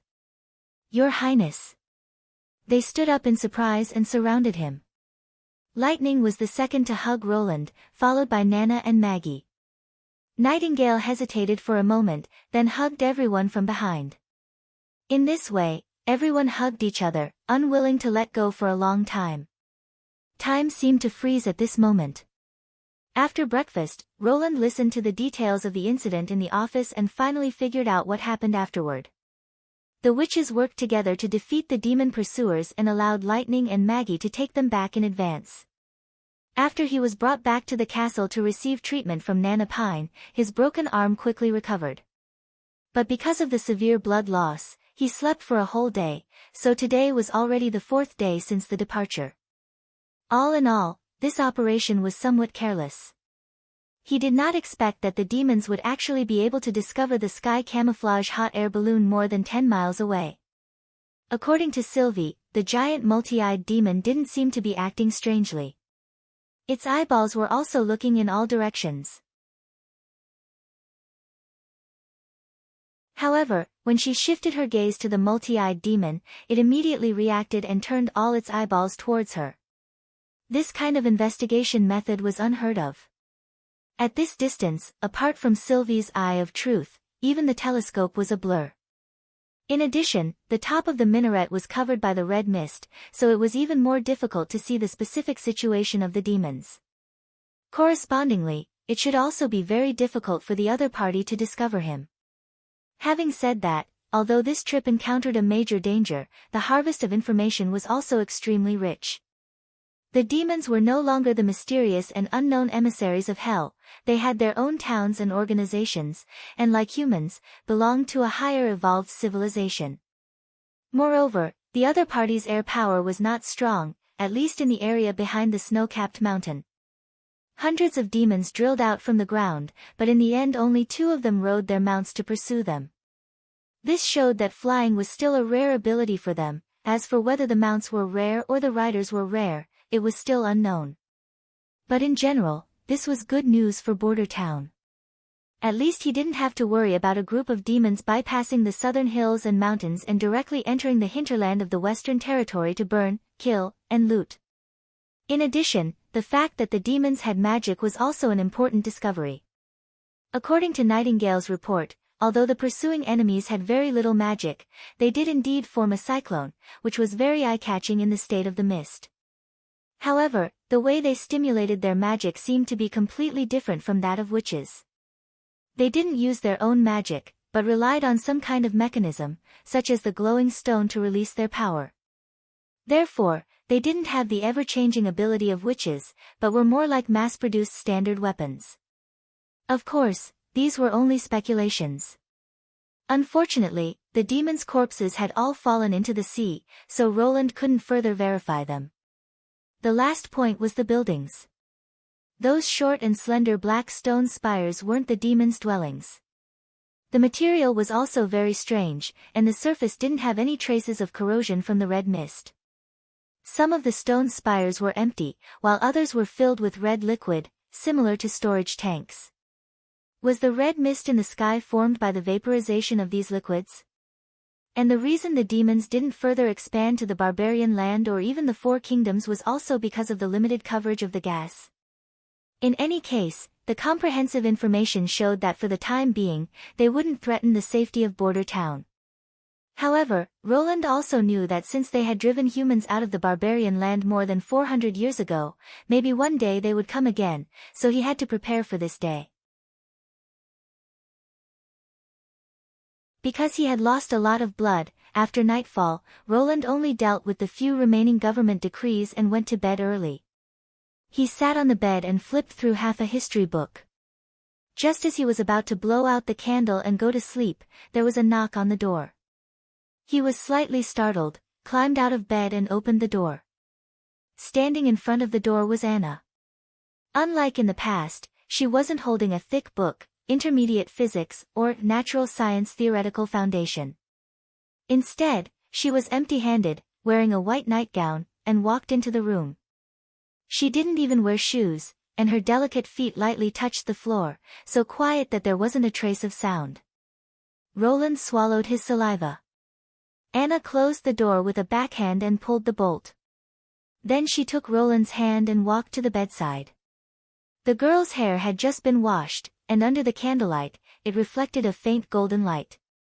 When he came closer, he could smell a faint fragrance. The intoxicating fragrance didn't come from the rose soap, but from her body.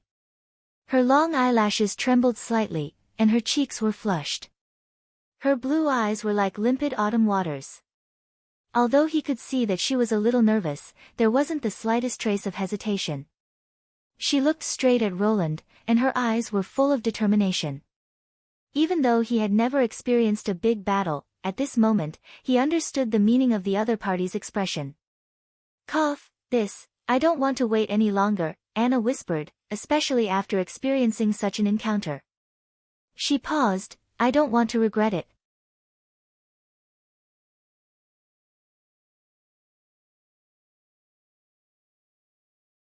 Chapter 299. I understand. Roland picked her up by the waist and gently put her on the bed. Just this simple action made him gasp for breath. Removing the thin blanket, he turned over and got on the bed. Anna leaned over and rested her head on his arm. Next should be foreplay. He found himself nervous. This couldn't go on. As an experienced person, he couldn't show his timidity in front of the little girl.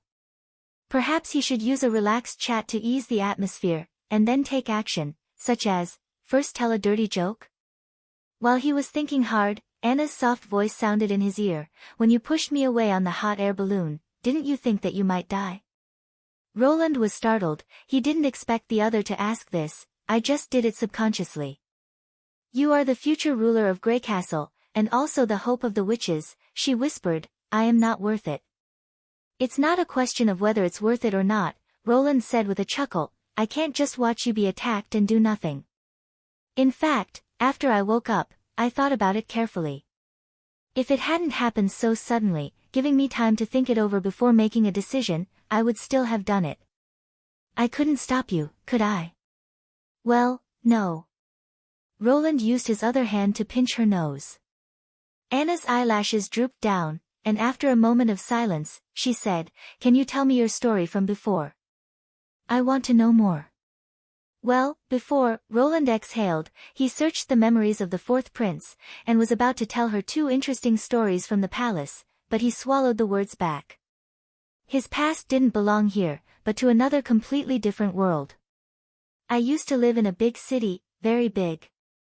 Well, the capital of Grey Castle. It was many times bigger than Border Town. After I was born, I was no different from an ordinary person. I was a little smart, but not that smart. I studied hard, so I was often praised by the teacher, but he didn't know that the hard-to-erase graffiti on the classroom walls were all drawn by me. Of course he wouldn't dare to blame you, Anna murmured softly. Ha, that won't happen. He doesn't need to do anything to me. He just needs to tell my parents. Roland smiled and shook his head. When that time comes, they won't be merciful to me. Then, as I grew older, my teachers kept changing, from junior teachers to tutors. In the end, I completed all my studies with average grades. Of course, compared to other people's children, they are still lacking. With his eyes half closed, he slowly narrated his experiences. It had been a long time since he had experienced this kind of unrestrained and unrestrained communication. Ever since he came here, he had been playing the role of a prince. At this moment, he felt like he had returned to the past. It was as if he was lying in a hotel full of classical charm, chatting with the girl he liked. His nervous mood gradually relaxed. Perhaps it was time for the next step. Roland turned his head slightly, only to find that Anna had already closed her eyes. Her chest that was pressed against his side rose and fell slightly, like a cat falling asleep. He was slightly surprised, and then couldn't help but chuckle. So that's how it is. She is also tired. Thinking about it, in order to hide their whereabouts, the witches had found a cramped mountain ridge to hide in the night before. They also had to be on guard against the attacks of beasts and devils. They almost didn't sleep for the whole night. When the sky had just brightened, they continued to fly Cloud Gazer to Border Town. After returning to the castle, Anna spent the night in her bedroom. She hadn't rested for 2 days and 2 nights. Under the tension and relaxation, it was easy to let all the previously suppressed exhaustion break out. It would be strange if she wasn't tired. Probably, this decision was made while waiting anxiously. Although it was a pity, Roland didn't care about this time. There was still a long way to go. He leaned forward, kissed Anna's long eyelashes, and whispered, "Good night." When the early morning light entered the room through the gap in the curtains, Sylvie got up from the big bed and couldn't help but yawn a few times. These days' experience was incredible, like a dream. From discovering the devils to fighting in the air, and finally escaping all the way back to Border Town, she felt that even if she was chased by the church's army of judges, she wouldn't be so nervous and tired. "Good morning." Vendi had already changed her clothes and was preparing to wash with a basin of water. "Good morning." She nodded. "You got up early." "I'm getting older." Vendi smiled. "The amount of time I sleep is getting less and less." "Ah. Is it dawn?" Nightingale rubbed her eyes. "It seems that I have to take a nap at noon." "Didn't you sleep well last night?" "Yes, I had a lot of dreams." Sylvie disapprovingly curled her lips. Last night, she clearly saw that Nightingale had gone to the 3rd floor of the castle and had even lingered in front of the Lord's door for a while. But because of Nightingale's special ability, she didn't know what she wanted to do. In short, she came back very late. "Last night, didn't you?" Just as she opened her mouth, Nightingale suddenly turned her head and looked straight at Sylvie. Her slightly narrowed eyes were self-evident, and Sylvie immediately closed her mouth. The strength of the Witch Cooperation Association's #1 combat, which was obvious to all. The scene of her drifting in the air like a ghost and intercepting the devils was still vivid in her mind.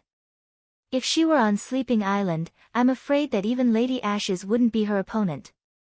Regarding her silent warning, Sylvie felt that it was better not to be too curious. What happened last night? Vendi asked curiously. Ahem, she opened her mouth and said, I heard her snoring last night.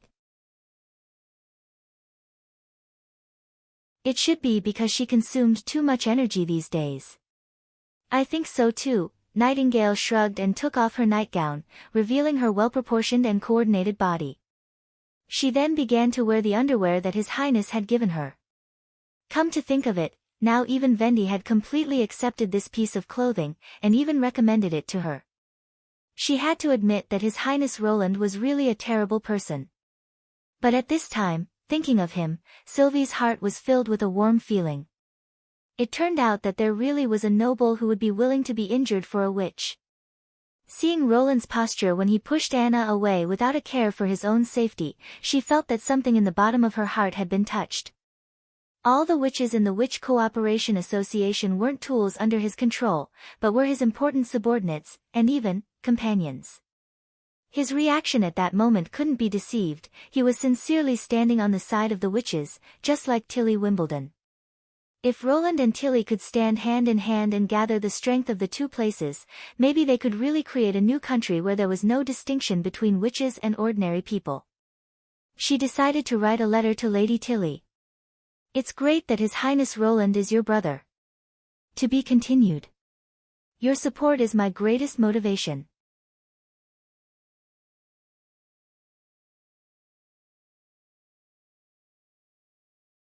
Chapter 300. Grey Castle King's City, Garden Mansion in the Inner City. Today was the scheduled information exchange day. Theo was sitting on a soft chair in the living room, waiting for the arrival of the Pigeon and the Top Hat acrobatic troupe. After the beginning of autumn, the inner city gate was closed earlier than usual, so the secret meeting had to be changed to the afternoon.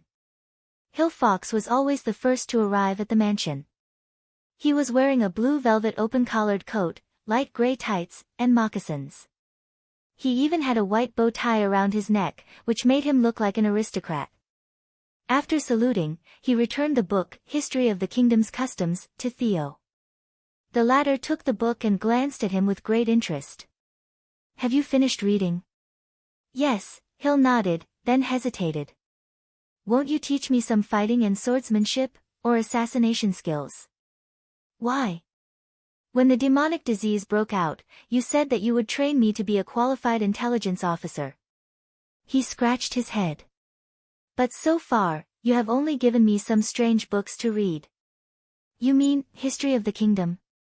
Theo poured himself a glass of wine and threw 2 ice cubes into it. This is not some strange book. It records the origins, traditions, family emblems, as well as famous local products of the kingdom's aristocracy. As an intelligence collector, you first have to be well informed, so that you can roughly judge whether the information coming from different places has any value. As for swordsmanship and assassination? He smiled. I don't intend to let you infiltrate an organization or go deep into the enemy's territory to investigate information. That would be dangerous and time-consuming. If you have the time, you might as well spend the golden dragon to directly bribe the informants. But not everyone can be bribed, Hill insisted. As for those organizations that are watertight, it is also very difficult to plant eyes. Without 10 or 20 years of effort, it is impossible to infiltrate them. Theo shook the glass and took a sip of the ice wine. A qualified intelligence officer only needs to do 2 things, distinguish information and hide themselves. The books I gave you are the basis for distinguishing information. As for the second point, as a member of the acrobatic troupe, you should have more experience than me. For example, your outfit today is very good. Just as Hill Fox bowed his head and pondered the meaning of these words, the clown and the others also arrived at the remote residence. Sir, everyone is here. In that case, let's get started. Theo put down his glass and opened his notepad. Who's first? I'll go first, my lord. Rocky Mountain, who was the most muscular among them, was the first to speak. There's a new group of people living in the camp on the outskirts of the eastern district of the kingdom. This news made the guard's eyebrows twitch slightly. he didn't expect that the first piece of information he heard would be bad news. Ever since the kingdom's night regiment had lost more than half of its members, the barrack set up in the outskirts had become the militia's base. All the rats, fugitives, and criminals recruited by Timothy would be stuffed into the East Camp before the expedition. More than a month ago, a group of more than 1,000 militia was sent to the western region, and now there were new people to replenish it. How many? Currently, there are only 200 or 300 people. Most of them seem to be from the northern region. In addition, there are some rats from the Blood Sale Association. However, compared to the first 2 times, there aren't many rats willing to go. Closely monitor their movements. Every time the camp increases by more than 200 people, report to me. Theo ordered. Yes, my lord. There was only one use for these people, and that was to use them as consumables after taking the pills.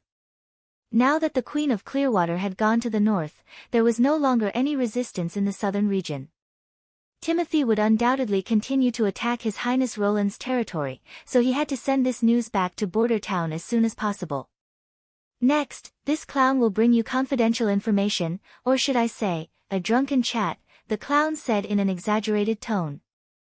I can't verify the authenticity of this news, but since the group of merchants said it with a nose and a face, I'll take it as true. They said that Garcia Wimbledon's Black Sail fleet appeared in the Kingdom of Eternal Winter and launched an attack on the church. As a result, the siege of Wolfshart City collapsed. They are also preparing to take advantage of the time before the beginning of winter to bring some scarce goods to sell. The Queen of Clearwater actually went to the Kingdom of Eternal Winter? Theo was a little surprised, but it didn't matter whether this news was true or not. She had chosen to leave Grey Castle in the north, which was tantamount to giving up the right to fight for the throne. Is that all? Well, I know that this matter is a bit far from Grey Castle, he stuck out his tongue. Next time, I'll ask for more useful information. Ahem, Hill coughed twice. My lord, I have a new clue about the task you entrusted me with. Timothy has built a new workshop in the inner city, and has also recruited a lot of clay craftsmen. He has recently purchased a large amount of saltpeter and transported it there. However, the workshop is heavily guarded, so my people are unable to further find out the purpose of the saltpeter. Oh. Theo's spirit was shaken. They really transported the saltpeter to the workshop? Indeed, Hill nodded. I personally followed a carriage that transported the goods. This was extremely valuable information. After staying by His Highness Roland's side for a long time, he naturally knew that the all-conquering gunpowder was an alchemical item, and its main component was saltpeter. Since the saltpeter around King's City had been wantonly purchased, he had noticed this and had arranged for Hill Fox to inquire about the whereabouts and purpose of the goods. Now that the other side had transferred the saltpeter from the alchemist workshop to the workshop, their intention was very obvious. From alchemical experiments to workshop production, it showed that they had already grasped the formula of gunpowder. This piece of information was even more important than the new soldiers in the eastern suburbs camp. Good job, Theo praised. After the secret meeting, everyone left the mansion in batches. Before leaving, Hill suddenly asked, My lord, with what we have done, can we really push Timothy off the throne? Of course, the guard smiled. Didn't you see the letter that His Highness Roland sent through the defeated soldiers? His throne is already on the verge of collapse. In the evening, after returning to the underground Trumpeter Tavern, Theo saw an unexpected acquaintance, Sean. Like himself, he was also a guard of His Royal Highness the Fourth Prince. After entering the guest room on the second floor, the two exchanged greetings for a moment. Theo closed the curtains and asked in a low voice, How did you know I was here? His Highness gave me a token and told me to find Ms. Marjorie. She knows where you are. Sean took out a sparkling red gem and shook it. Does he have a new task? It's not a task, it's a gift. Sean smiled and walked to the window, opened the curtain a crack, and whistled. He saw 3 grayish-brown birds fly into the room, land on the table and chirp at him. After feeding each bird some wheat, they calmed down. It was the first time that Theo had seen such a spiritual bird. This is a messenger trained by a witch. Sean stroked the bird's neck and explained, unlike a carrier pigeon, they can travel back and forth between two places on their own, and don't need to be taken away and then released to return to their nest. You only need to say a specific password to the birds, and they will send the message to His Highness. If everything goes well, you only need to wait for a day, and you will receive a reply from His Highness. To be continued. Your support is my greatest motivation.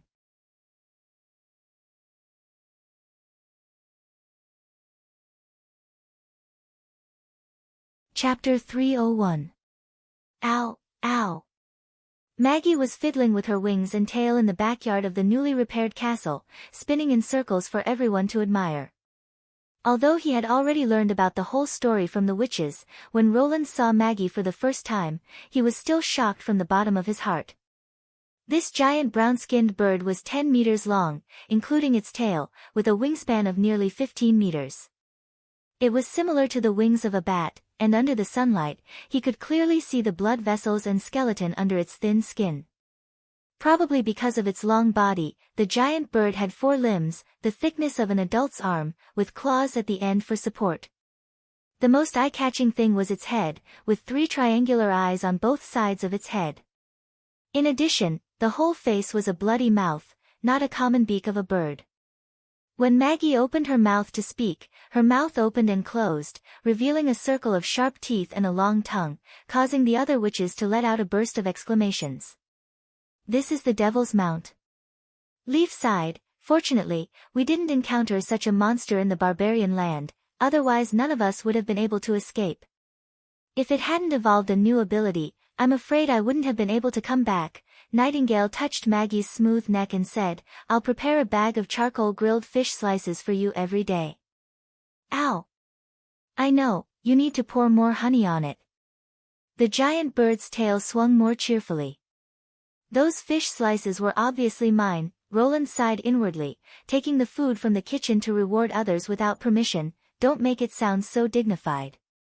Then according to the old rules, let's test your new ability. Okay. Ow!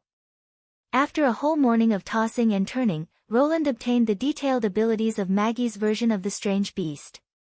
Following the previous practice of enlarging, the giant brown-skinned bird she had transformed into was a size larger than the original version of the Devil's Mount, and its carrying capacity had also increased a little, so it could carry 2 witches at the same time. However, when fully loaded, it could only maintain a flight speed of about 80 kilometers per hour, which was much slower than lightning. However, the advantage of Maggie was that it could last longer. When lightning flew with heavy objects, she would not only decrease her altitude, but also consume more magic power. As for the giant bird, as long as the transformation was completed, whether it was flying high or low, or carrying 1 or 2 people on its back, the consumption of magic power would be extremely slow. The only thing to consider was its own physical strength. Now, the amount of magic power Maggie could hold in her body had greatly increased. She had jumped from the bottom of the Witch Union to the middle of the pack. She could change her body 7 or 8 times a day. In addition, Roland also confirmed his previous speculation through Maggie. The evolution of a witch depended on the understanding of their own abilities. Whether this understanding was mastered through learning or a sudden epiphany, it could lead to changes in their abilities. This also meant that there was a possibility for witches to evolve naturally. As long as they had enough time, there would always be 1 or 2 lucky witches among them. Compared to the original ability, the evolved ability was like the difference between heaven and earth, and even had the effect of turning something rotten into something magical. Was this the reason why the church suppressed the wild witches? After lunch, the Lord's Castle district ushered in a big event. After nearly 4 months of construction and renovation, the witches' building was finally ready for use. Looking at the 3-story residential building with less than 50 suites, Roland could not help but sigh. In his previous life, such a building would at most be considered a self-built building in the countryside, but here, it was already the highest level of construction in the mainland kingdom, not because of its size, but because of its technology. It was the first brick and concrete building to use bamboo-reinforced concrete beams and columns. He remembered that when Carr had poured the first concrete column, he had said to Roland with mixed feelings, "Cement can also be used in this way. When mixed with pebbles, it can be molded into any shape and form any part of the house. Your Highness, I think it won't be long before stonemasonry completely disappears from masonry." In addition to the beams and columns, the floors of the witch's building were all made of prefabricated cement slabs. Looking at the cement slabs with round holes in the middle, Roland felt as if he had returned to his childhood. This kind of ancient building material had only been seen in the 80s. By the time he was 10, it had been completely replaced by cast-in-place concrete slabs, completely abandoned by the times. But in Border Town, this backward, prefabricated board had once again been reborn. The witch's building was located on the left side of the castle, forming an L shape with the castle. The open space between the two buildings was the expanded garden, which was 3 or 4 times larger than before. It was enough for Leaf to improve a variety of crops and fruits. Evelyn, who had moved into her new house, felt a little uneasy. She had been in Border Town for a month, but besides tasting wine for His Highness, she hadn't done anything else. In the last exam, she was also at the bottom of the witches, only getting 5 points. Although Teacher Scroll didn't publicly announce the results, but this kind of thing could be guessed as long as one inquired about it in private. Even Honey, who talked to the birds all day long, got 7 points. She suddenly felt that she was no different from a fool. Even so, His Highness didn't treat her any differently. From time to time, he would find her to talk about the local specialties of the wine, and also taste the new hot white wine. At the end of last month, she had received a golden dragon as a salary. This made her even more uneasy. Compared to the other 4 witches, she felt as if she was a freeloader. Next to the living room, there is a special kitchen for cooking, and there is also a strange little room painted white. "Come and see," Candle opened the bedroom door and said excitedly. Evelyn answered weakly. "What's wrong, are you uncomfortable?" Candle was startled, squatting down to cover her forehead. "It's not hot." Then she laughed. "Are you unwilling to sleep in the same bed as the Sisters of the Witch Cooperation Association?" Evelyn was silent for a moment, then whispered, "We have been here for more than a month, right?" "Almost. Lotus is responsible for the construction of the new city wall, which will soon be completed. Honey has trained a lot of flying messengers for His Highness, and Sylvie has accompanied His Highness to investigate those terrible monsters." She said in frustration, "Only I still have nothing to do. I haven't even arranged the usual training content, and my assessment results are the worst. I really don't know why His Highness chose me here." "Well," Candle thought for a moment, "why don't you ask him yourself?" "Ah. His Royal Highness Roland is Lady Tilly's brother, and as you can see, he really treats the witches with sincerity. Even Sylvie, who usually keeps her distance from Roland and beware of the prince, has changed her tone. Yesterday, she couldn't help but praise him." Candle shrugged. "If you ask His Highness face to face, he can't possibly eat you, right?" "Really?" What she said seemed to be reasonable. Evelyn thought for a moment, and in order to not be bothered by this torment, she decided to do as Candle said. "To be continued, your support is my greatest motivation."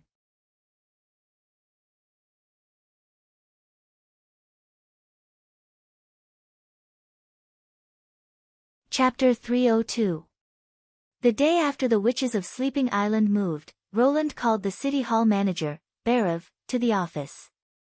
"I need you to issue a recruitment notice." He pushed the draft in front of the other party, a week of short-term work for about 10 people, preferably women.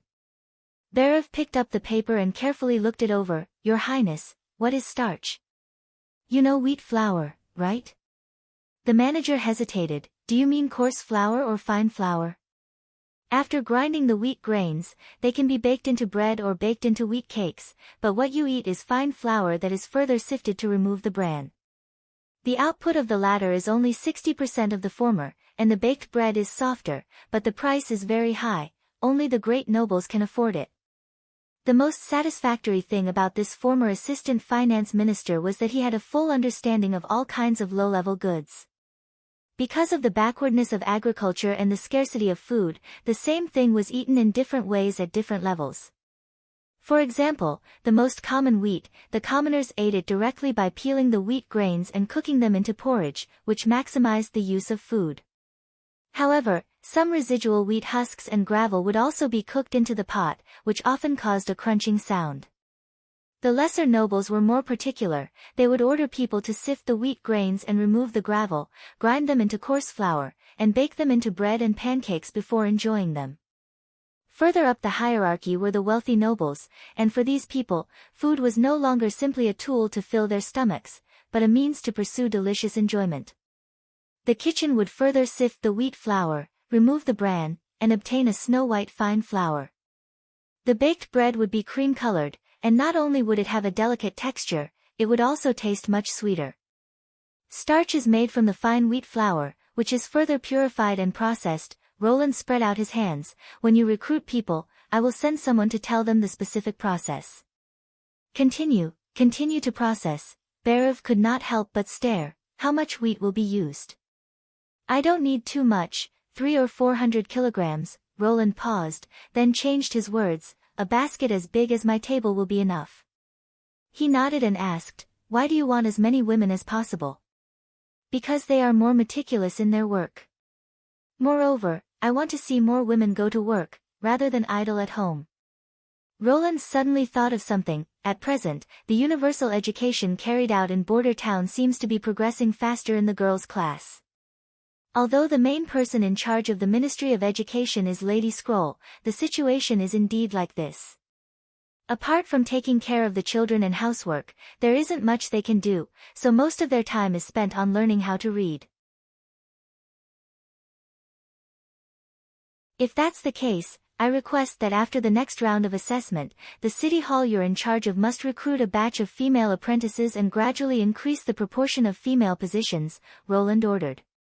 Your Royal Highness, there is no precedent for this, Berev frowned. If we only talk about meticulousness, my apprentice is not worse than any woman.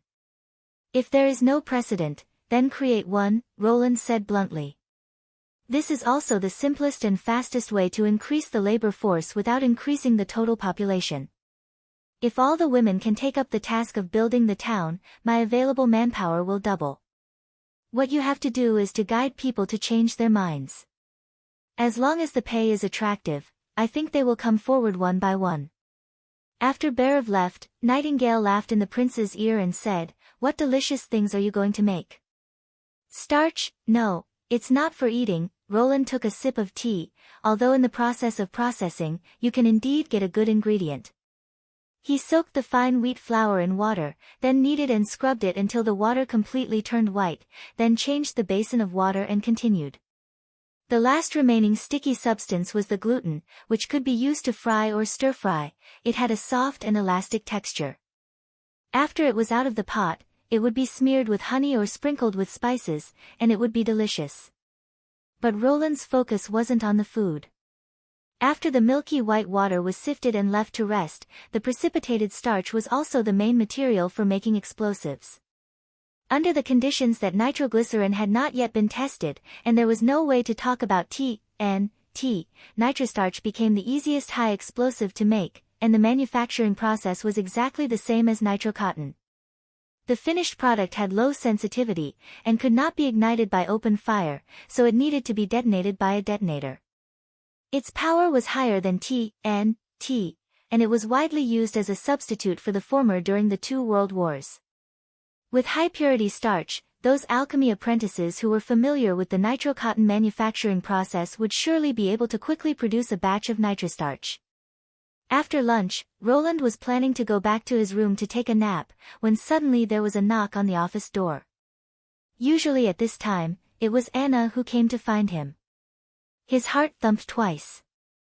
Was it because he was too tired last time and fell asleep directly, so this time he decided to pick noon? Come in. The door was pushed open with a squeak, and Roland was startled. It turned out to be Evelyn standing outside. This is a little different from what I thought. He coughed twice, and showed a kind smile. What's the matter? She went to the table and bowed her head, looking a little nervous. Your Highness, I want to ask you a question. Is it a cliché again?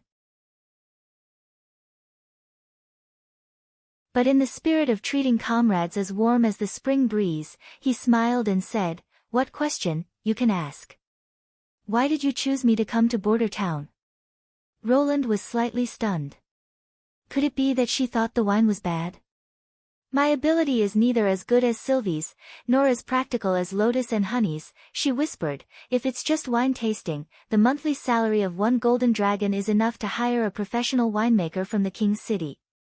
What do you think of the wine?"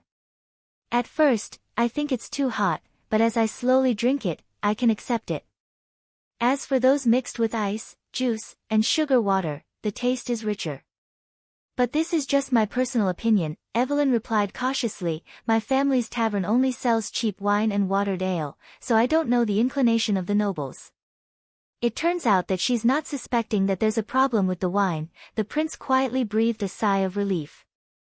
He got up and opened the bookcase, took out a jar of ale from the top and placed it in front of Evelyn. "Can you turn this jar of ale into the white wine I brewed?"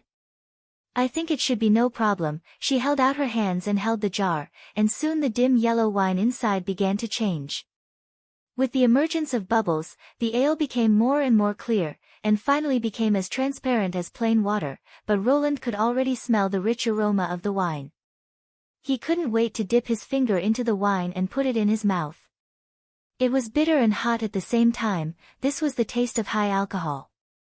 Roland couldn't help but laugh. "This is why I chose you." You're tuning in to the Blissful Bookshelf YouTube channel. We're so grateful for your support, and don't forget to subscribe to join us on this incredible journey through captivating stories. Your generosity through donations truly makes a world of difference, as it's the primary source of revenue that allows me to expand and enhance this channel for you. Thank you from the bottom of my heart for being a part of this adventure.